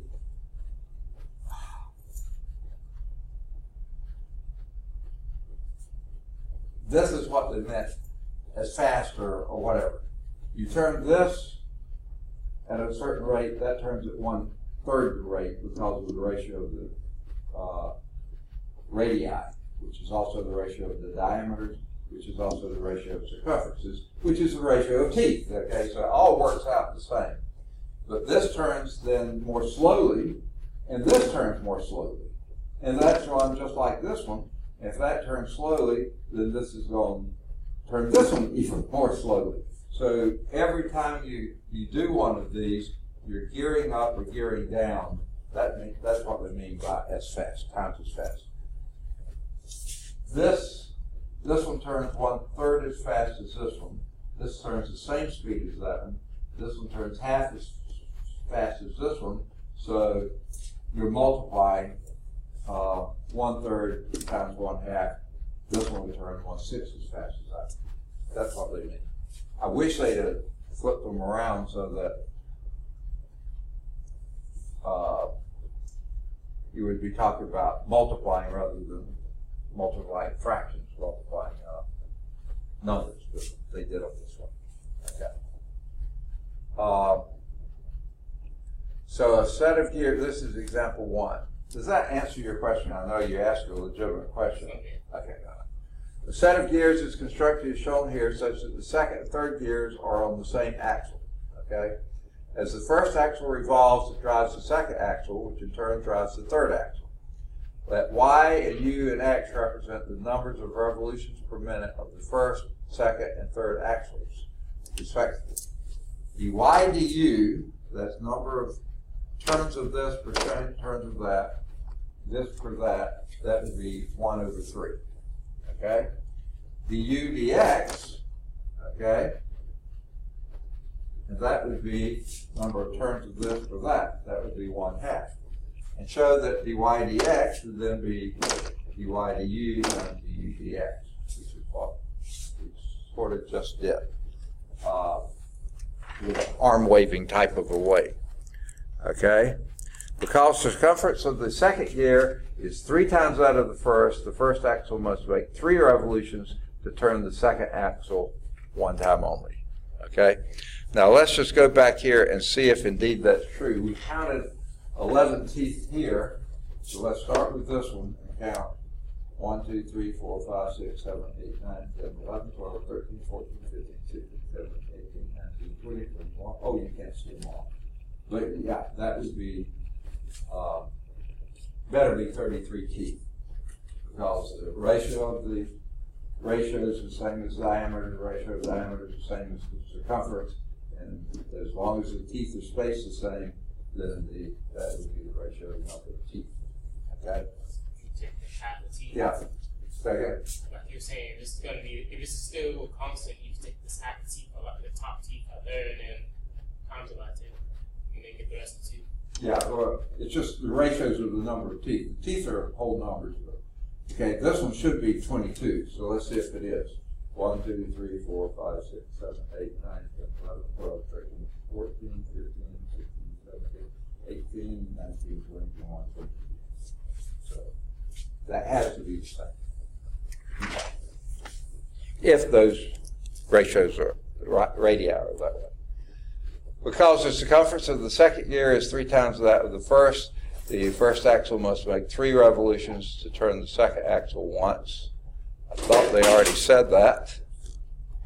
Maybe they didn't. Okay. Similarly, the second axle must make 2 revolutions to turn the third axle once. So you can write dy du 3, du dx is 2. Combining those 2 results, you know that the first axle must make 6 revolutions to turn the third axle once. Well, that's all well and good. So the rate of change of the first axle with respect to the second, rate of change of the second axle with respect to the third, and that's equal to the product of the 2. Now, I guess I misread the problem.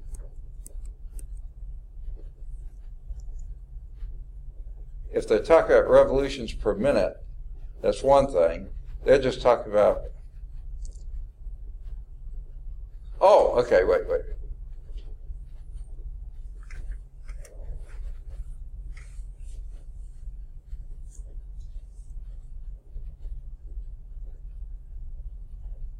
Okay, sorry. Axle 1, that's your Y, revolutions per minute. Okay. I was saying how fast they were turning. But this is revolutions per minute of the individual axes. So dy du is the change of this for change of that. Okay? And that would be a 3 to 1. Okay? And change of this is 2 to 1, and then that would be 6 to 1. I was saying how fast are they turning? 1/3 is fast. So yeah, they're not saying the same thing. They're saying the ratios of the revolutions per minute. Okay, and it would be 6 times, which is the same thing I was saying. I was trying to do it in terms of angular speed. They're doing in terms of revolutions. Okay, so that turned out being the same. The rate of change of first axle with respect to the third axle. Okay, first axle is turning 6 times as fast as the third one, meaning the third one is 1/6 as fast as the first. I had my variables in the other order. In other words, the rate of change of y with respect to x is the product of the rate of change of y with respect to u and times the rate of change of u with respect to x. So that's their description. All right, now that leads to, I'm not sure I found a very satisfying example, but it is an example of the chain rule. Okay? So, again, we're dealing with composite functions. So if y is some function of u, that's a differential function of u, but u itself is a differential function of x. Okay? Then y is f of g of x. Remember, that's what your composite functions are doing. Y is equal to f of u, but u is f g of x. So put instead of u, g of x, that's a composite function. You're operating in this sense. The first input variable is the x. That gives you a g of x. That's your output for g. So that becomes the input for f, and then the output for f is your y. Okay? That's a differential function of x. But with this in mind, dy dx is equal to dy du times du dx. Now, mathematicians cringe and don't like for you to say this, but doesn't that look like a du's cancel out? And that is what it looks like, but that's not what they're doing, but at least that gives you a visual indication of what's going on. Sort of a visual mnemonic device. Okay? Here's another way of expressing it. d by dx of f of x dx is d, okay, You can do this a couple of ways. Derivative of f with respect to g, so that's f prime at g of x, remember that's your u, times g prime, that's the derivative of g with respect to x. And that's the way I usually think of the chain rule. Derivative of the outer function with respect to the inner function times the derivative of the inner function with respect to the inner variable. Okay. That said, quite often you're going to do this integration first and get it out front and then do that. Okay?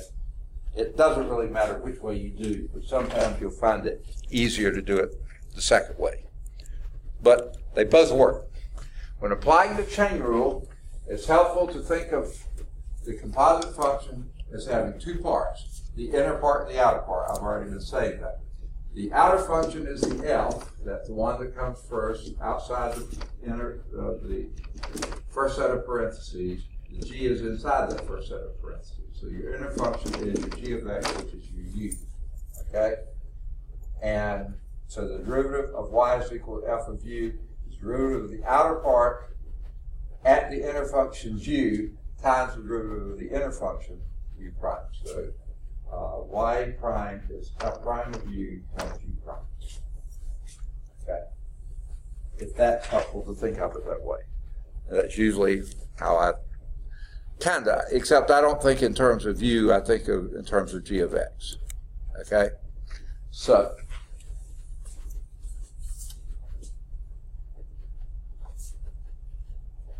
is that a composite function?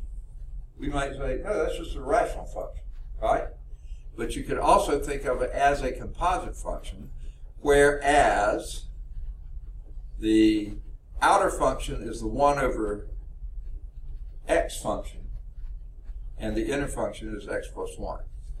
So the inner function would be u is equal to x plus 1, and then the outer function is 1 over u. Okay? So you can think of it that way as well. Now, frankly, about 6 to 1, half dozen of the other. Okay? Any way that you see it best. If you're taking the derivative of this, I would be tempted to go and use the quotient rule. Or actually, in reality, I would say this is x plus 1 to the minus 1, and then do power rule on it, and you get the same answer. Okay? So, again, pay your money and take your choice.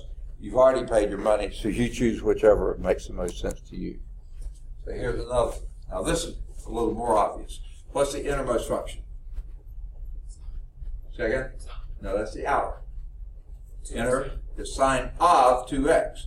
So your inner function is 2x. So u is equal to 2x, and then the sine of u would be sine of 2x. So that, yeah. So if you're taking derivative, it's derivative of sine, which is cosine of 2x, leave that alone, times derivative of u, which is just 2. It would be 2, and that's why I said, quite often in reality, you'll put this one in front. Derivative of u in front, 2 times sine, cosine of 2x. We haven't gotten there yet, so don't let me confuse you. Okay. Which is inner and which is outer here? The inner is 3x squared minus x. Exactly. What's inside the radical? The outside is the radical, which I would say the 1/2 function. Okay?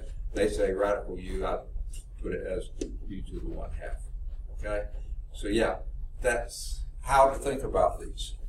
Now, when you're taking your derivative, again, I would say, I would put this to the 1/2 power. It would be this thing to the 1/2 power times the derivative of this thing. Which is the last part that we would be doing. Okay? Then quite often you move that to the front. Okay, this one, what's the inner, what's the outer? Say again? Wouldn't the outer be x? Well, because the outer is 10 squared u. The outer is the squaring function. Squared? The inner function is the 10x, and the outer function is the squaring function, because you're squaring the tangent of x. So the inner function is 10x, the outer function is the squaring function. Because that's the second thing you do. You're taking the square of 10x. So the 10x is the inner, the squaring is the outer. Okay. Again, when you do these, I don't always think inner and outer. I just do them, you know, and you take the 2 times 10x times the root of 10x. That's what you wind up doing. Okay. So, that was example 2? Yeah. Example 1 was the gears. They skipped example 3. So let's go back and do example 3.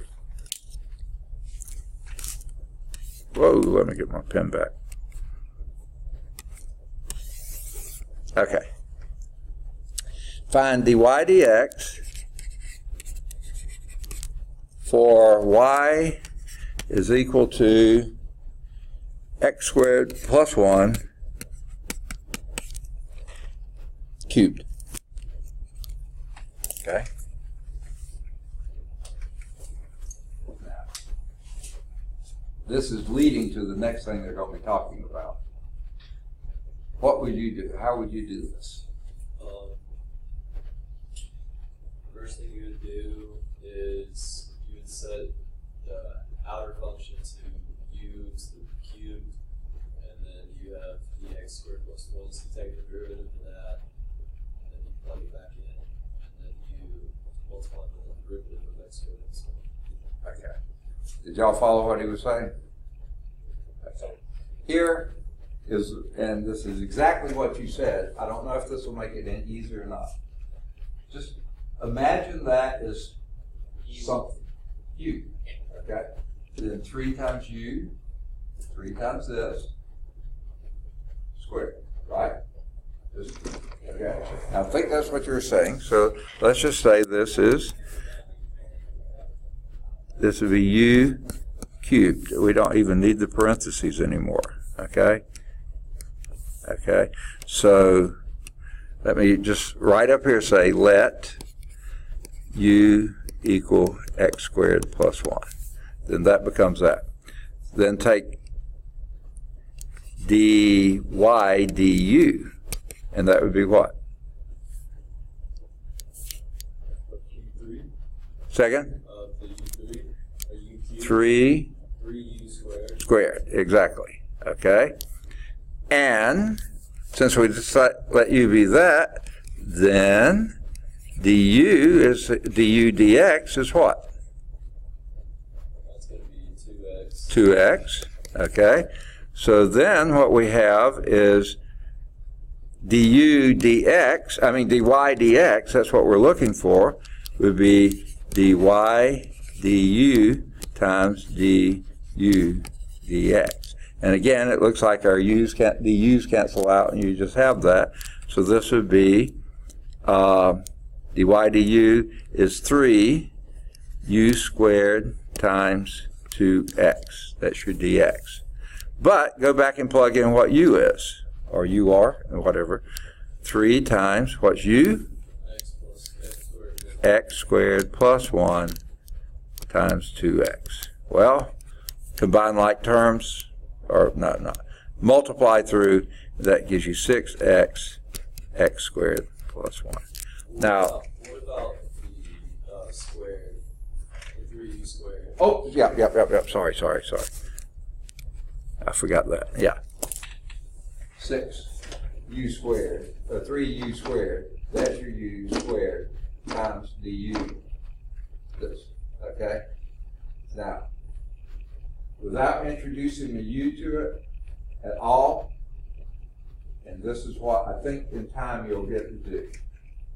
3 times x squared plus 1 squared times the root of what's inside. Okay? Let me rewrite this. Y is equal to x squared plus 1 cubed. Okay? And if I was doing a y prime, okay, let me write dy dx. That's what they called it. So let me stay with that. Dy dx. Okay? And what you'll do in time is 3 times that thing here. 3 times x squared plus 1 squared, right? Just treat that as a unit. You can think of it as a u, but just think of it as a unit. You don't have to call it u. 3 times this, but then you have to do the derivative of the inside, which is 2x times 2x. And now simplify it.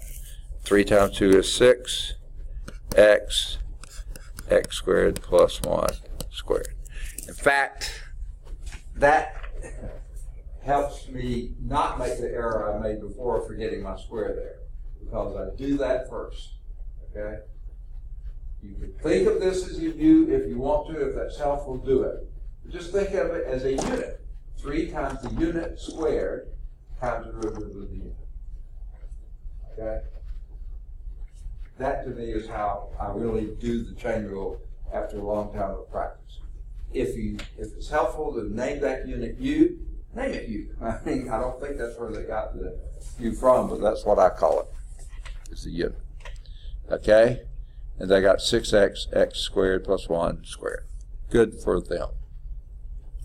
And that's how they did it too. So without putting the u's in there, if putting the u's in helps, do it. Okay? Now, can I erase? All right. Second? I'll just make sure I had it. Okay. Yeah. Okay. All right. All right. So now we get to the general power rule, which is basically what we just did. Okay. That's why I said that led right to it. The function y is equal to some u of x raised to the nth power is one of the most common types of composite functions. Okay. How you do that is n times the u of x to the n minus 1, just like we did all power rules, but then you have to turn around and take the derivative of the inside, u prime. So the rule for differentiating such functions is called the general power rule, special case of the chain rule.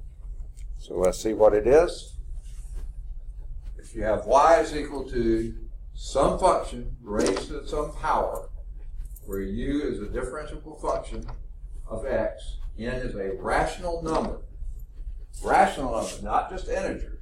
It could be 7/4.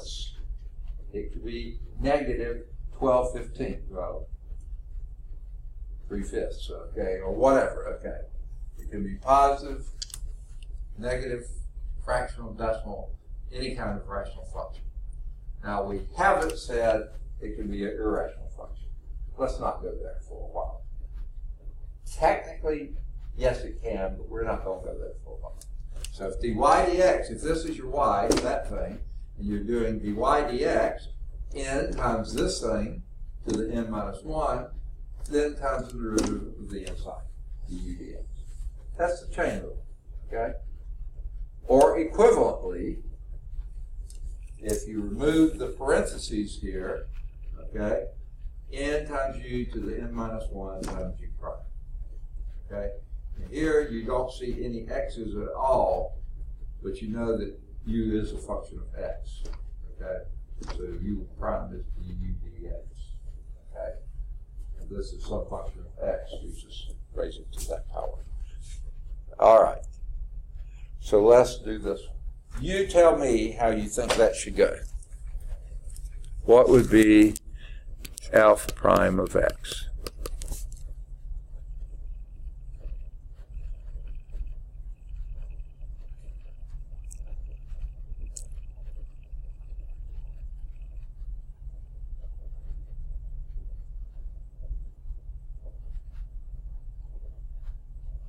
And again, I guess I basically think in terms of outers and innards. Okay? What's your outer function here? The cubing function. Okay? And then what would that be? If you take the derivative of that, it would be 3 times what's inside, 3x minus 2x squared. Just leave that alone for now. And drop that by 1 power. That would be to the second power. Now do times derivative of the inside. And what's the derivative of the inside?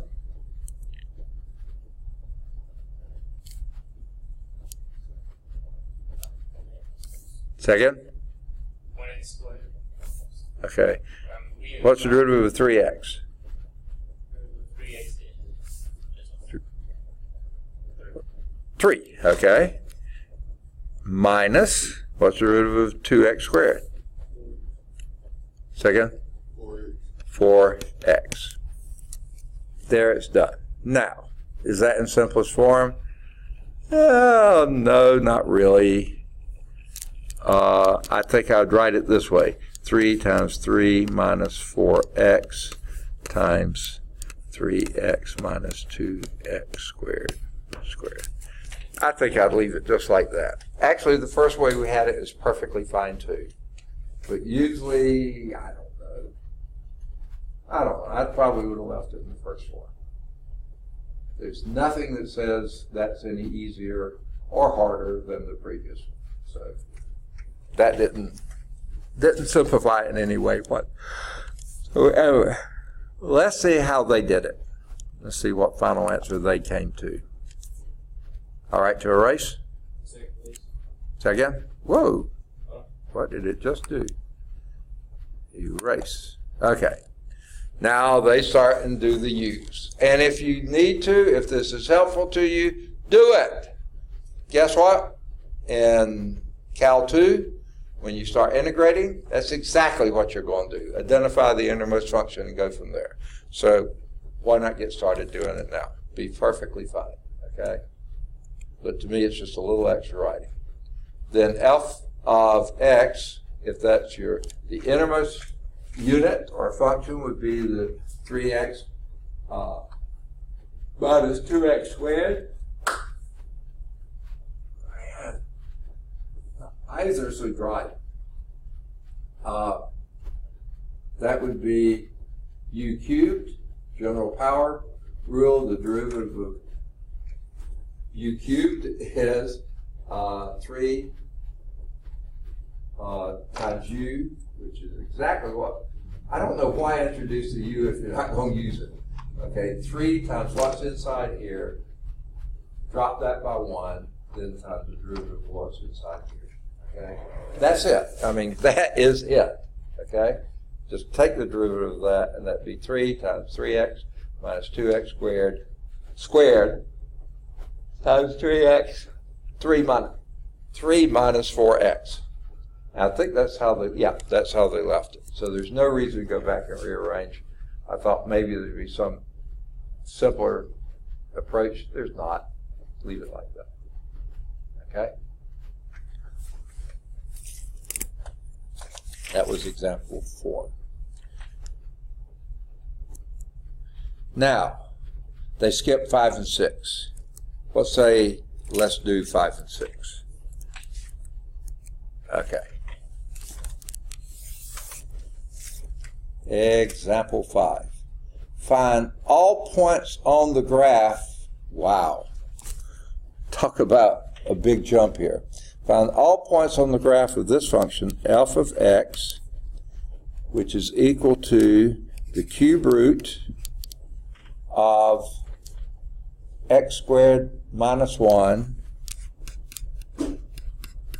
squared. Okay? For which f prime is equal to 0.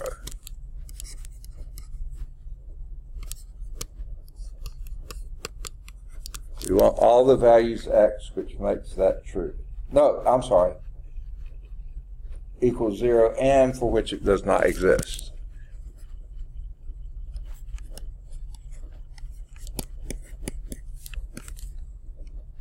DNE does not exist. Okay? All the values x for which it's 0, and all the values x for which it does not exist. Okay? So, how are we going to do that? Obviously. Say again? Take the f. Yeah, we got to take a derivative. So let's do f prime of x. Well, no. First, I would say this. You should know this by now. Well, I would say, I don't care if you do it or not. How would I approach that problem? I would fold into the root. Yeah, You but do what? I would take that x squared minus 1 and I would fold it. You would? Yeah. Oh boy, you are a hard worker. I admire that in you. Okay, now, before I do anything with a problem like this, if I can get out of a rational function by doing negative exponents, I do it. If I can get out of a radical function by doing fractional exponents, I do it. It just makes life easier. So the first thing I would do is rewrite that as an exponential function rather than a radical function. Radical functions stink in my mind. Write it as an exponential function. You can always do that. What would be the equivalent exponential function? Do you know?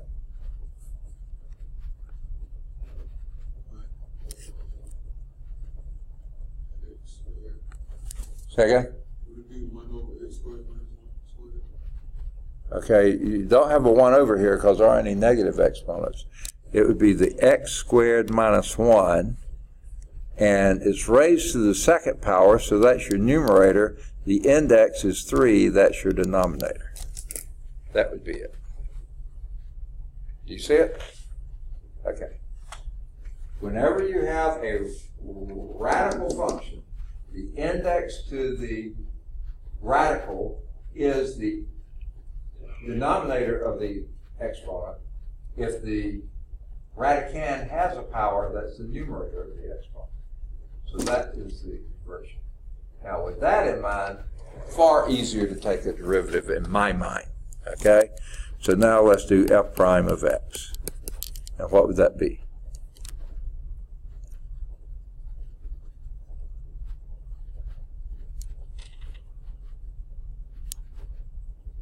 That's a power function, isn't it? So what would you do?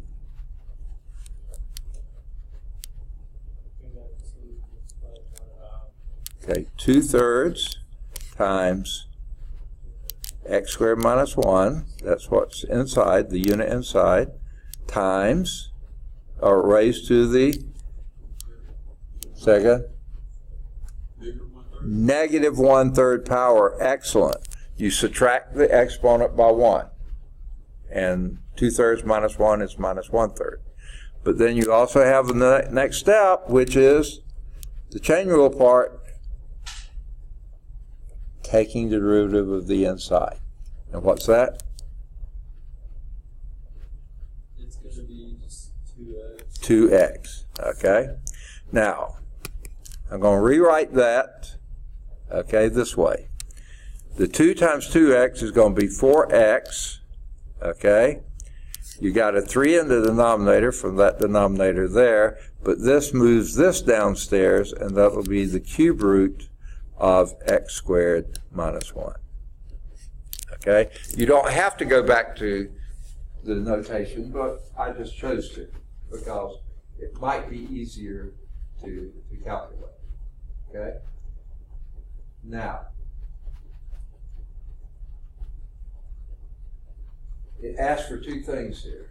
It asks for all the values x for which the first derivative is 0. This is your first derivative. What's the only value for x that would make that equal to 0? X equals 0. Plug in a 0 here, and the whole thing goes to 0.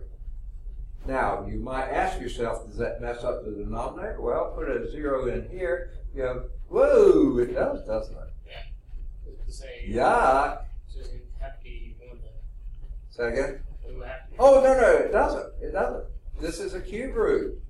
Cube root of negative 1 is negative 1. Okay? So that doesn't mess up the denominator. Be 0 over something, but that's quite doable. That would be over a negative 3. Well, 0 over negative 3 is still 0. So the only value x for which the first derivative is 0 is x equals 0. F prime of x equals 0 when x equals 0. Okay. Now, the next part. What are the values of f prime that do not exist. Well, numerator doesn't mess with anything. It exists everywhere. Where does the denominator not exist? Well, wait, first, where does the radical not exist? If that was an even exponent, the thing in here couldn't be negative. If that's an odd exponent, so it exists everywhere. So now all you're worried about is what makes that denominator 0. And what would make that denominator 0?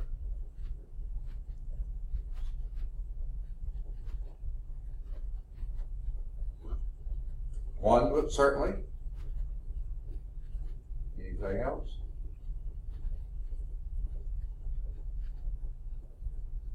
Okay. Basically what we're saying is anytime what's inside here is 0, that means the whole denominator is 0, right?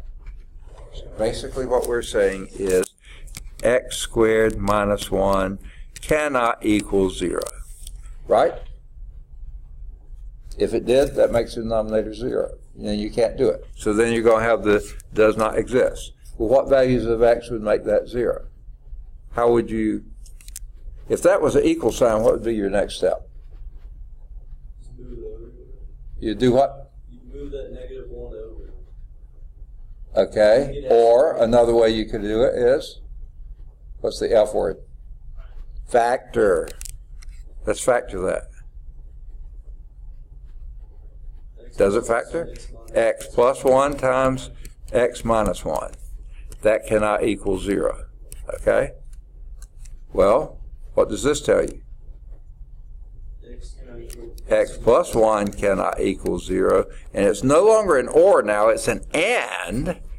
X minus 1 cannot equal 0. What would what would your x have to be here? X cannot equal negative 1, and x cannot equal positive 1. And that's an and there, not an or.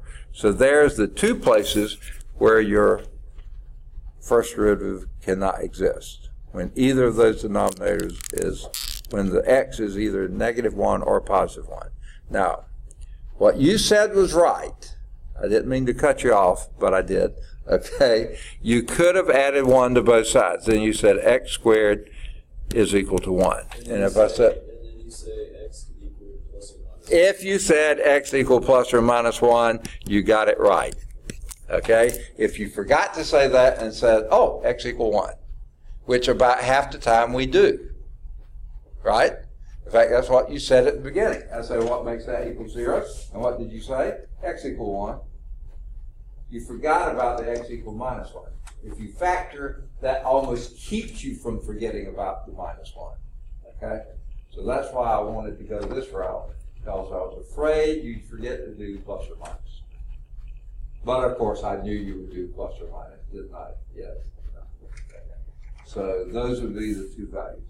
One value makes it equal to 0, two values makes it where it does not exist. Okay? Now,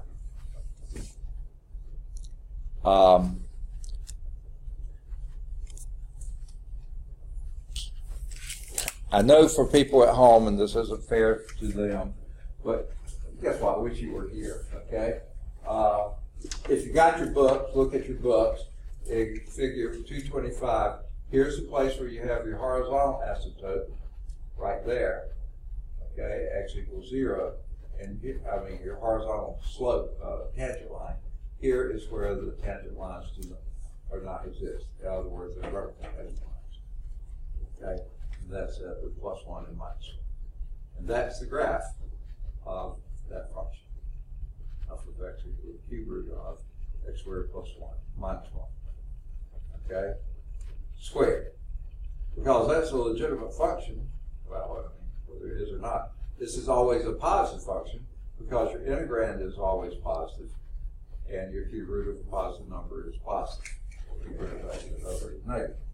Because your x squared minus 1 could be negative, but when you square it, it becomes positive, so your integrand is always positive, so your answer is always positive. So where it would have dipped down below, it loops up above.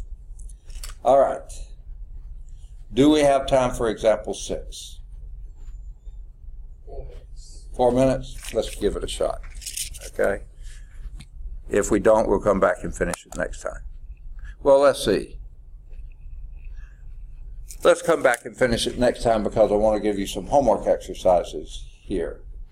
So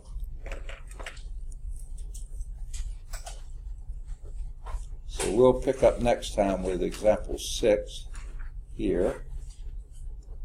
Okay? And let me give you the homework exercises from 2.4. We made good progress on 2.4, which is an important section. Do any of the odds 3 through 7. All those odds are at calcchat.com.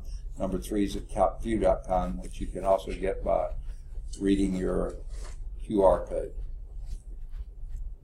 Then do any of the odds 9 through 33. Okay? And all those are at calcchat.com. Only number 9 is at calcview.com. Let's see, have we done enough to do the next one?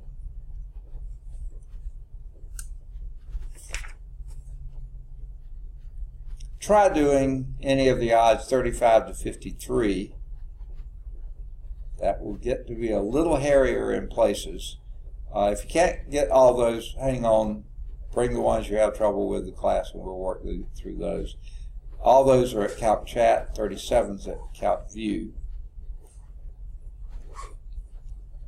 And then the next one is finding derivatives using technology. We haven't talked about that yet, so let's just pick up those next time.